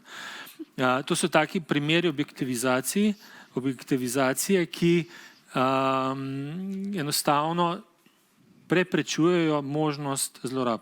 To je en primer, zdaj pa mogoče k primerom dobre prakse. Glede na to, da imamo zelo veliko mamic v podjetju, je veliko ukrepov usmerjenih ravno v to, da imamo recimo že sicer tudi po kolektivni pogodbi imamo možnost, da z odločbo Centra za socialno delo lahko mamice dobijo 3 dodatne dneve dopusta. Pri nas je to še malo bolj individualno, se pravi nadgrajeno. Če vemo, da gre ali za posebne potrebe ali za specifične okoliščine, odobrimo dodatne 3 dni dopusta. Mnoga leta smo imeli kot družbeno odgovoren delodajalec, oziroma prej bilo družini prijazno podjetje, zdaj je družbeno odgovoren delodajalec, smo imeli dodaten dan dopusta za 1. september, zdaj je to uzakonjeno, smo rekli, ok, moramo biti boljši in smo uvedli dan dopusta za spremljanje otroka na informativnem dnevu v 9. razredu. Za srednješolce ne, ker mislimo, da vse morajo sami, ampak za 9. razrede informativne dneve, ja, se pravi to. Potem, prej smo se tam pred okroglo mizo smo se pogovarjali o delu od doma. Pri nas pravila dela od doma ni, ima pa možnost in večinoma to koristijo mamice ali zaradi, če otrok zboli, če je, ne vem, morajo iti zdravniku z otrokom ali karkoli, v glavnem večinoma to koristijo, to možnost, ker ni omejeno, ali je lahko samo en dan na mesec ali 5 dni, pač je po presoji vodje in v glavnem koristijo to mamice ravno zaradi tega, da lahko zadostijo potrebam materinstva ali pa tudi očetje seveda, ne. Ja, in če govorim, zdaj mogoče še to povem, no, če eno mogoče malo bolj smešno, Sem se že zbala. nekaj časa, ne, ampak večinoma, ja, to koristijo mamice, pač zdaj zakaj je tako, to pač je stvar, kako imajo doma urejeno. Socioloških raziskav, ja. Jaz tudi kdaj delam od doma, zaradi tega, ker sem z otrokom, ki je v 2. razredu, tako da moram povedati to, se pravi tudi jaz kdaj koristim to možnost, zaradi otroka. Pa še ena stvar, letos smo prvič dobili malo več komentarjev, ker vsako leto za 8. marec podaljamo neko malenkost našim zaposlenim, se pravi ženskam v podjetju, da zakaj pa moški ne, tako da naslednjega leta imamo darilca tudi za moške za dan mučenikov. Tako da bomo skrbeli za enakost med spoloma. Ja, tako je to, Nekaj ne, primerov. zavedanje prinese Ja. tudi take radosti, da se potem, ne, se hecam, super lepo. Okej. Andraž, zdaj pa mogoče vi podobno, ne, vprašanje, sprav najprej mogoče na ravni celega podjetja, pa potem še, če se spomnite, kakšne take res konkretne prilagoditve posamezniku, posameznici, ki pač zaradi nekih osebnih okoliščin, to je lahko zdravstveno stanje, invalidnost, družinski status, jezik, to, kar pač zakon našteva, potreboval recimo neko konkretno prilagoditev. Jaz bom še malo, še en korak nazaj. Mislim, da danes zelo veliko govorimo o bistvu v komunikaciji. To je komunikacijski izziv in izziv družbe. Že prej ste imeli za gospod Sonjo vprašanje, kako so pa sprejeli to žensko kvoto. Jaz mislim, da če so spremembe, ki jih uvajaš v podjetje, dobro namerne, da tle sploh nimaš resnega izziva. Pač moraš pravilno skomunicirati, moraš pokazati, zakaj to delaš, delamo v dobro vseh, nimaš problema. Ampak jedro vsega, čeprav se danes bolj konkretno pogovarjamo o problemih diskriminacije, enakopravnosti znotraj gospodarskih družb, jedro vsega je problem družbe. In tukaj se začne pa kultura, ki jo imamo v Sloveniji. Ker če ne bomo tam spremenili, ne bomo nič. Bomo lahko, kar lahko delali, spremljali različne policije oziroma pravilnike, sistematizacijo delali znotraj firm, uzakonjali zadeve, da bo približen fair. Da bomo imeli ženske kvote, ker razumem, zakaj jih moramo imeti, ampak bruha se mi, da moramo imeti kvoto za to. Pa jo moramo imeti, nažalost. Če se hočemo tega znebiti, moramo družbo spremeniti. In začeti moramo na začetku v šoli že to, da imamo fantje pa punce ločene telovadbo je zakvaj že? Razumem ločeno garderobo, ampak zakaj imajo ločeno telovadbo? Kakšen fant tudi ni toliko športen, pa kakšna punca je veliko bolj športna od kakšnega fanta, ampak ločeno telovadbo ima.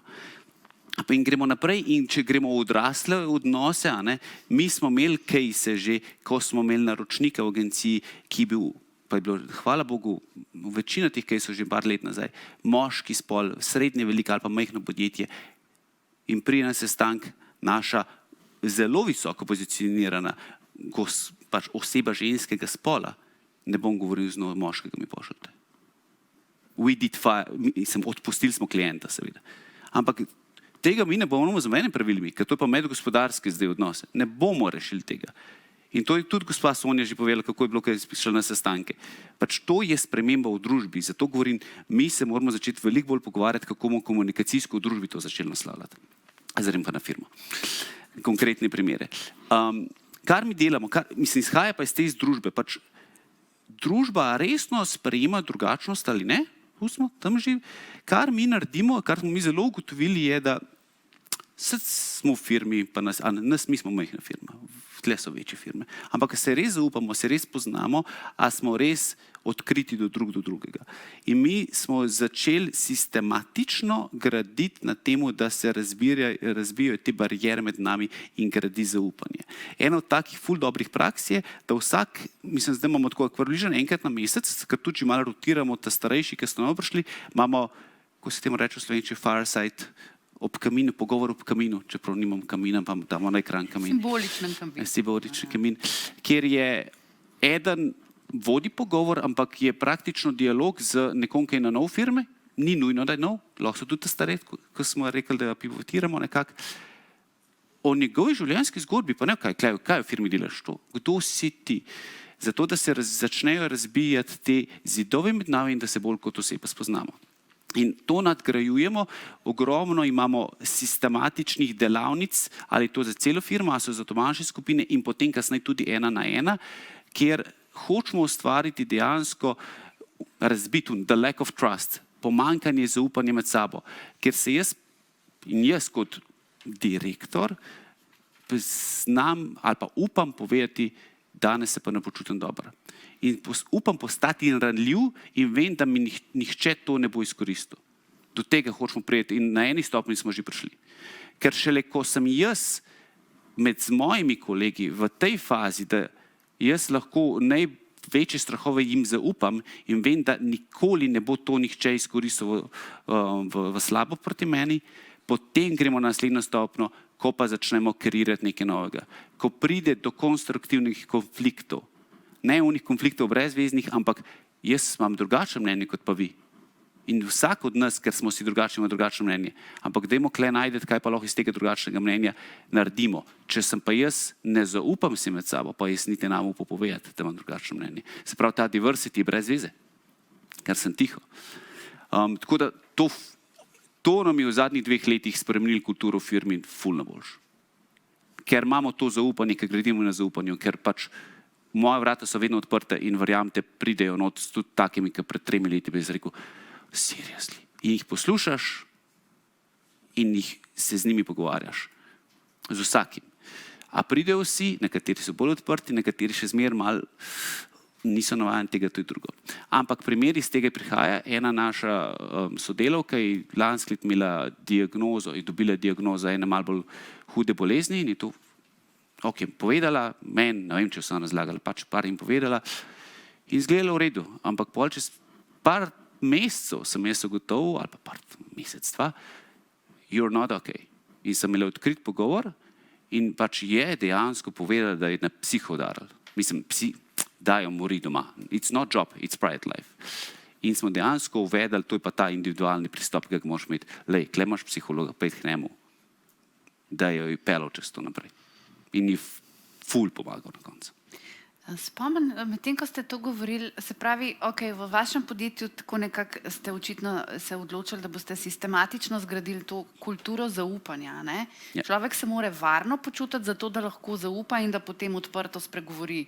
Zelo enostavna stvar in spet smo pri komunikaciji, jasno. Ampak, če se spet malo vrnemo k osebnim, to je zelo pomembno. Namreč zakaj?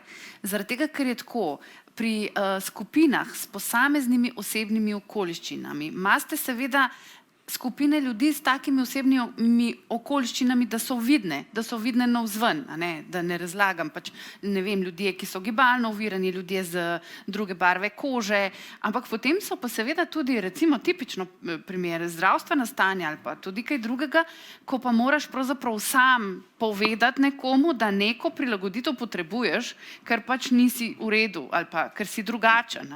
Evo, sem že rekla, nisi v redu. Ja, nisem v redu, lahko je tudi res neko časovno zamejeno zdravstveno stanje ali pa tudi neka oblika invalidnosti, ki je pač navzven nevidna. Ne vem, potrebujem prilagoditve branja, ker sem dislektik in tako naprej. Dobro, to so zdaj že take klasične. Tako da, mogoče niste imeli tega čist pred očmi, ko ste se to odločili, ampak tudi v tej smeri to deluje. Zagotavljate, omogočate, da ljudje govorijo ne samo o svojih nekih trenutnih, zasebnih težavah ali pa tudi poslovnih, ampak tudi recimo o tem, enkrat bo nekdo prišel in rekel, jaz nekaj potrebujem. Tako kot ste že povedali, psihologa. Ful zanimiv komentar, ker točno včeraj smo imeli to debato po firmi. Pač s to specifično osebo smo pač zbildali, ali pa midva zgradila slovensko, že tako odnos, da si ona ni bila odprta, ampak mislim, ni prišla ona do mene, ampak sem jaz videl in sem lahko izval, ker sem imela ta zaupanje zgrajen in je rekla, ja, res je. In sem rekel, ok, zdaj smo tebi omogočili to, da si šla, a je bilo diskriminatorno do nekoga druga v firmi, ki mogoče pa jaz nisem tako blizu, pa nisem zaznal, ker pred tebi sem jaz zaznal. In smo imeli debato. In točno to jaz, kot vodja ali pa kjerkoli vodja, sploh če imaš podjetje 600 zaposlenih, ti ne moreš vsakega vedeti. In je lih ta kultura pa pravilo, open door policy, da omogočaš, da oni pač gradiš na zaupanje, da oni prijedo do tebe. Ker če tega ne, noben vodja ne more vsakega prebrati, kaj en je pa čist introventiran in ne bo prišel. Moraš ti zgraditi to zaupanje, da bodo tudi sami prišli do tebe. Ja, ali pa, če smem, no, sam še se odzvati, ali pa ima podjetje jasno politiko raznolikosti, a ne, vi ste rekli, nimamo je, ne potrebujemo je, a ne, v to politiko raznolikosti lahko podjetje recimo tudi jasno da vedeti vsem zaposlenim, pa tudi zunanji javnosti, mi omogočamo našim zaposlenim to, ne? A veste, če imate 2000 ljudi, res težko skomunicirate z vsakim to, kar je vam uspel. Tako da, ja, ne, daj malo v razmislek, no, da se lahko da to tudi nadgraditi. Ampak zelo zanimivo, no, ta zgodba o tem, kako človek, mislim, kako se lahko podjetje odloči, da odpre komunikacijo in jo tudi naredi varno, to je bistvenega pomena, potem lahko privede do take dobre zgodbe, no. Še gospa Gole, vi ste sicer tudi že povedali o tem, kako ste uvedli kar sami ženske kvote, a ne, če smem tako reči, ampak verjamem, da je tudi vaše podjetje raznoliko v tem smislu, da ste verjetno zaznali kakšno ali posamezno osebo zaposleno, ali pa mogoče celo skupino ljudi z neko osebno okoliščino, med katero mimogrede štejemo tudi družinski status, starševstvo, naprimer. A lahko postrežete še s kakšnim drugim primerom, kako recimo greste naproti zaposlenemu ali pa skupini zaposlenih, ki ima neko posebno potrebo, če smem reči, zato ker ima neko osebno okoliščino. Je recimo starejša generacija, mlajša generacija, mogoče druga narodnost, drug jezik.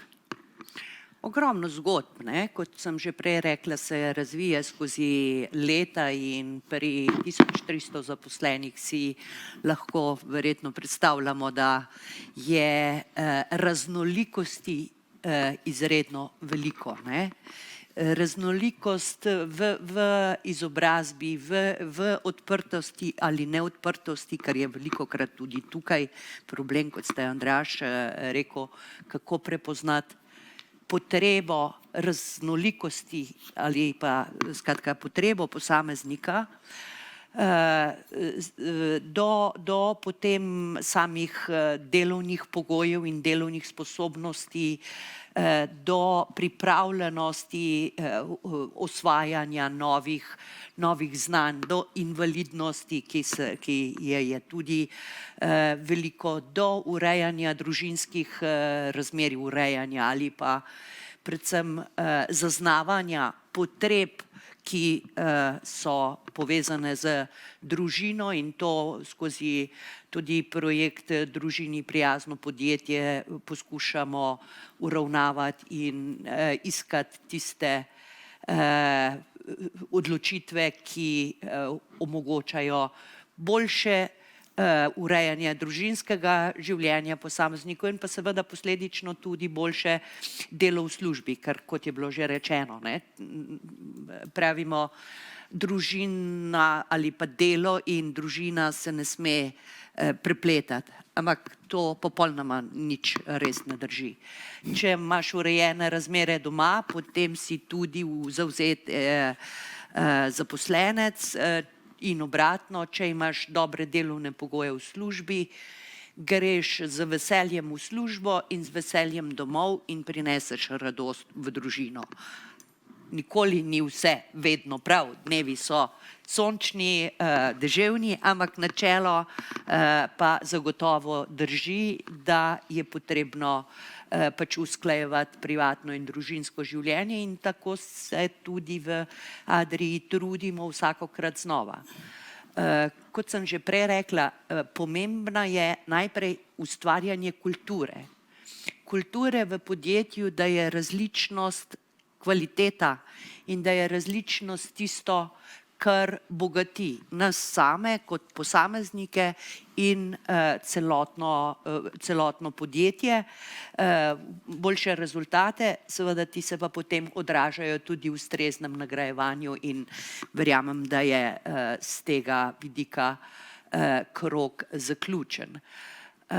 Drugo je spoštovanje. Ko gradimo kulturo, je potrebno zagotovo to medsebojno spoštovanje različnosti, da priznamo, da sprejmemo, da vzpodbujamo, da si nenazadnje tudi vzamemo čas in energijo za to drugačnost. Če rečem morda samo en primer tudi v naš menedžment, že vrsto let sestavlja uravnotežena starostna struktura in struktura po spolu. In verjemite, z vsemi znamenji, ki jih imamo, tudi pri nas, takrat, ko vsi sedimo skupaj, nas je 12, in je velikokrat zelo pestro. Pestro v smislu dopustnosti, da vsak pove svoje mnenje, zaupanja, to, kar ste, Andraž, rekel, se pravi, da smem in si upam misli drugače, in da ta drugačnost ne bo oziroma bo sprejeta kot dopolnitev ali kot nekaj dobrega in ne kot napačno razmišljanje. In ja, kolegi tudi trajajo veliko ur, ampak vsaj iz mojih izkušenj, včasih seveda bi želeli manj diskutirati, ampak skratka iz mojih izkušenj lahko povem, da odprta komunikacija, priznavanje teh različnosti, drugačnosti, kritičnosti, eni smo ali pa so kritični do vseh, drugi so navdušeni nad vsem, tretji so malodušni ali pa vsaj tako zgleda, pa spodbudiš. Ampak na koncu, kot rečeno, ta raznolikost se pravzaprav začne na vrhu. Če priznavamo, če vodstvo priznava in z zgledom kaže, da je raznolikost zaželjena, da je sprejemljiva, da je koristna, da smo do nje spoštljivi, da smo razumski, potem bomo zgradili piramido v celem podjetju. Če pa tega ni, če zgleda ni, lahko pa vse teorijo in vse priročnike preberemo, pa ne bo nič nucalo. Tako da tukaj se začne. Hvala. To so pravzaprav odlične besede za konec tega našega skupnega pogovora.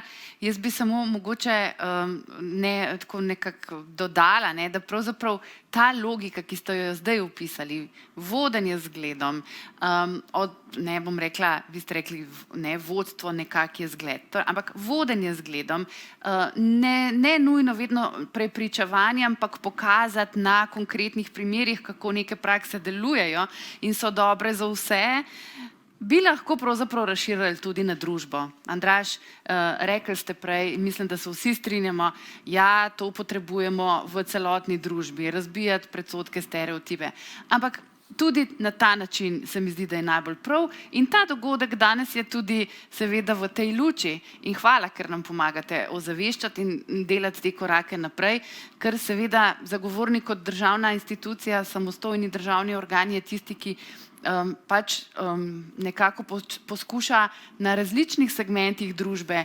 nekako malo dosegati spremembe.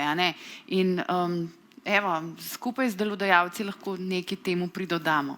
Tako da hvala vsem gostjama in gostoma. Zdaj pa pravzaprav lahko že odpremo razpravo v smislu, če bi kdo iz občinstva želel postaviti kakšno vprašanje, bodi si v mizju ali pa pridodati kakšen komentar k tej diskusiji, naj kar z roko nakaže, pa bo kolega prinesel mikrofon.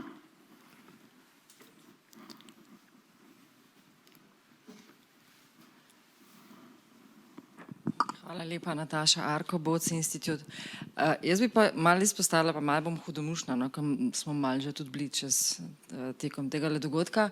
V glavnem, Andraž, zelo mi je bilo všeč tale izpostavitev, bom rekla, zakaj je telovadba ločena med fante in med punce. Jaz recimo iskreno povedano tega v življenju še nikoli nisem pomislila. Pa čudno, da nisem, ne? Mislim, to so čisto osnove, z katerih izhajamo. Ampak potem sem mi mogoče med razmišljanjem tudi en odgovor ponudil. In sicer, če si predstavljate, ka fantje pa punce igrajo odbojko, pa ka fantje servirajo, zna biti mogoče malo za punce. Mislim, hočem tako povedati, kakšne situacije so, ka mogoče imajo razloge. To je res 7. razred, kaj pa 1. razred? Pa drug. Se strinjam. Ne, res, pač razmišljam in je več odgovorov, več pogledov na to in se da vse rešiti. Ampak, ful dobro, fora, no, sem tu. Hvala. Dodatni izziv k razmisleku bi bil pa seveda lahko, ne? To je seveda utemeljeno. Ne? Najbrž mi bi tako v našem zagovorniškem jeziku rekli, evo, to je nekak primerna prilagoditev, ne? Upoštevali smo razlike fizične med enim in drugim spolom. To bi lahko bila razlaga. Ampak po drugi strani bi pa lahko tudi rekli, ne, dajmo jih skupaj, naj se učijo skozi prakso, da smo si različni in da smo tudi različno močni, recimo. Ne? Sej na razredni stopni telovadba je skupna. Ne? Ja, kasneje Na razredni stopni je telovadba na razredni ravni, pol gre pa, pol se pa res loči. Hvala za to intervencijo. A morda še kakšen komentar ali poprašanje? Andraž? Ne, sem razumela, da... Tamle še ena roka, Jaka, prosim. Dober dan, lepo zdrav sem skupaj, Daniela Brvar, Kotolenko, Edutrain. Všeč mi je posebej bilo nekaj stvari danes iz te okrogle mize, najbolj pa seveda ta klic po odgovornosti. Diversity and inclusion je tudi velik del neke naše trajnostne misije, ko rečemo sustainability je velik del noter tudi D&Y-ja. In zdaj ta odgovornost ne samo podjetij, ampak tudi države, politike, inštitucij, ne nazadnje vsakega posameznika, se mi zdi je pomembna, da ustvarimo nek skupen dialog. Zakaj tudi podjetja delajo neko strategijo, imajo neko vizijo, neko misijo? Zato, da rep ne podira tist, kar glava dobrega dela in enako tudi se mi zdi v naši družbi to, da morda tudi za isto mizo povabimo tako politične predstavnike, tako direktorje, tako razne druge posameznike, ki imajo lahko znaten vpliv v družbi, je zelo pomembno, da bomo vsi šli v isto smer. Danes se lahko peljemo z avtomobilom od današnjega dogodka potem do doma, bomo slišali na večjih komercialnih radijskih postajah, morda kakšne take zelo zabavne komentarje in tako naprej, hkrati odpreš doma telefon, računalnik, politični vrh komunicira na način, katerega bi marsikdo danes tukaj lahko obsodil, pa vendar vsi skupaj sprejmimo to odgovornost, ker je tako prav. Hvala. Morda še kakšen komentar iz občinstva, vprašanje? Ne? Odlično. Matevž?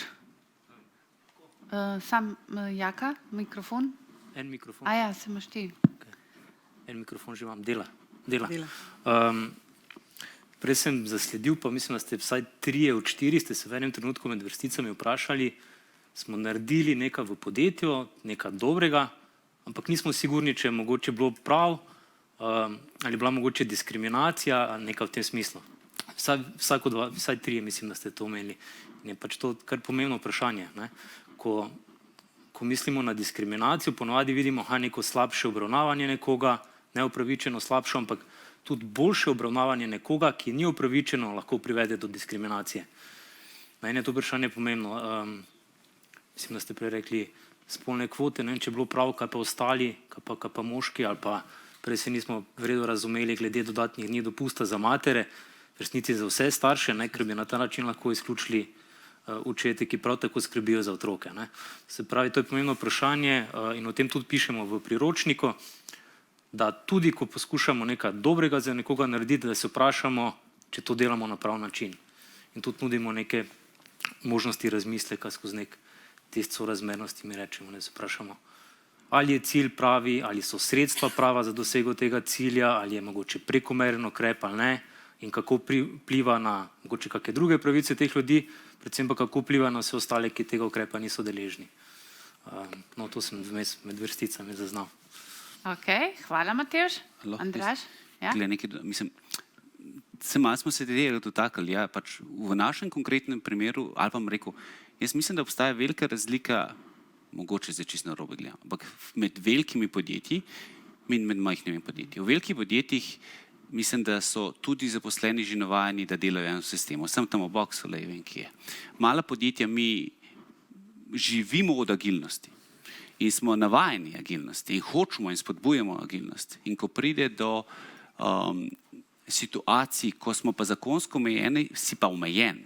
In tle prije zelo hitro do konflikta. Ker namreč, jaz mislim, da je kar splošno razmišljanje vseh.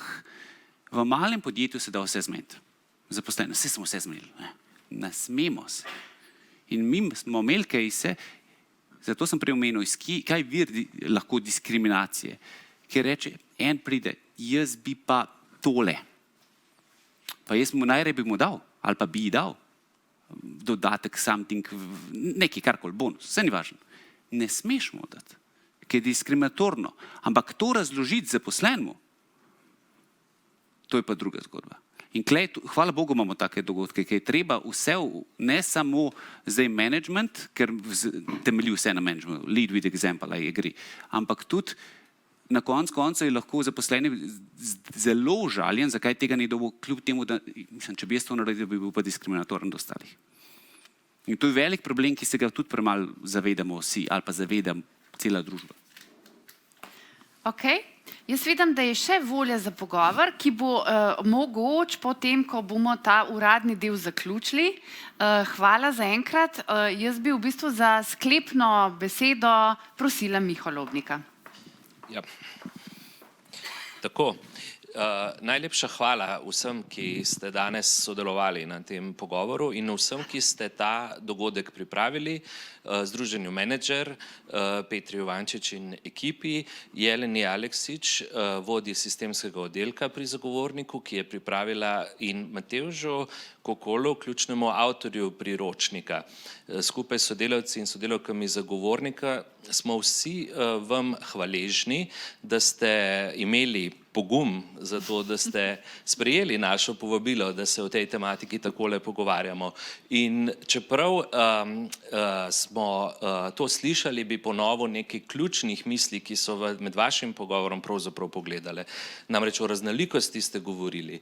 Govorili ste o kulturi raznolikosti, torej o celotnem sistemu, sklopu, tako znotraj podjetja, kot tudi v družbi.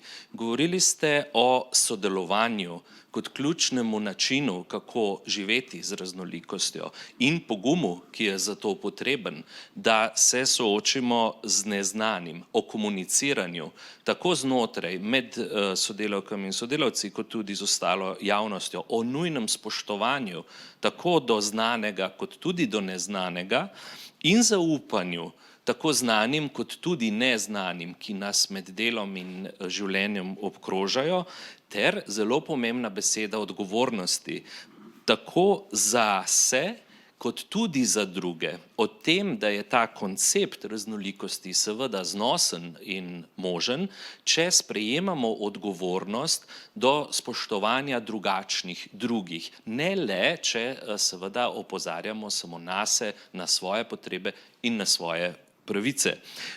In tukaj je postalo bolj jasno, zakaj o raznolikosti nastopa še ena beseda ponavadi, in to je upravljanje raznolikosti.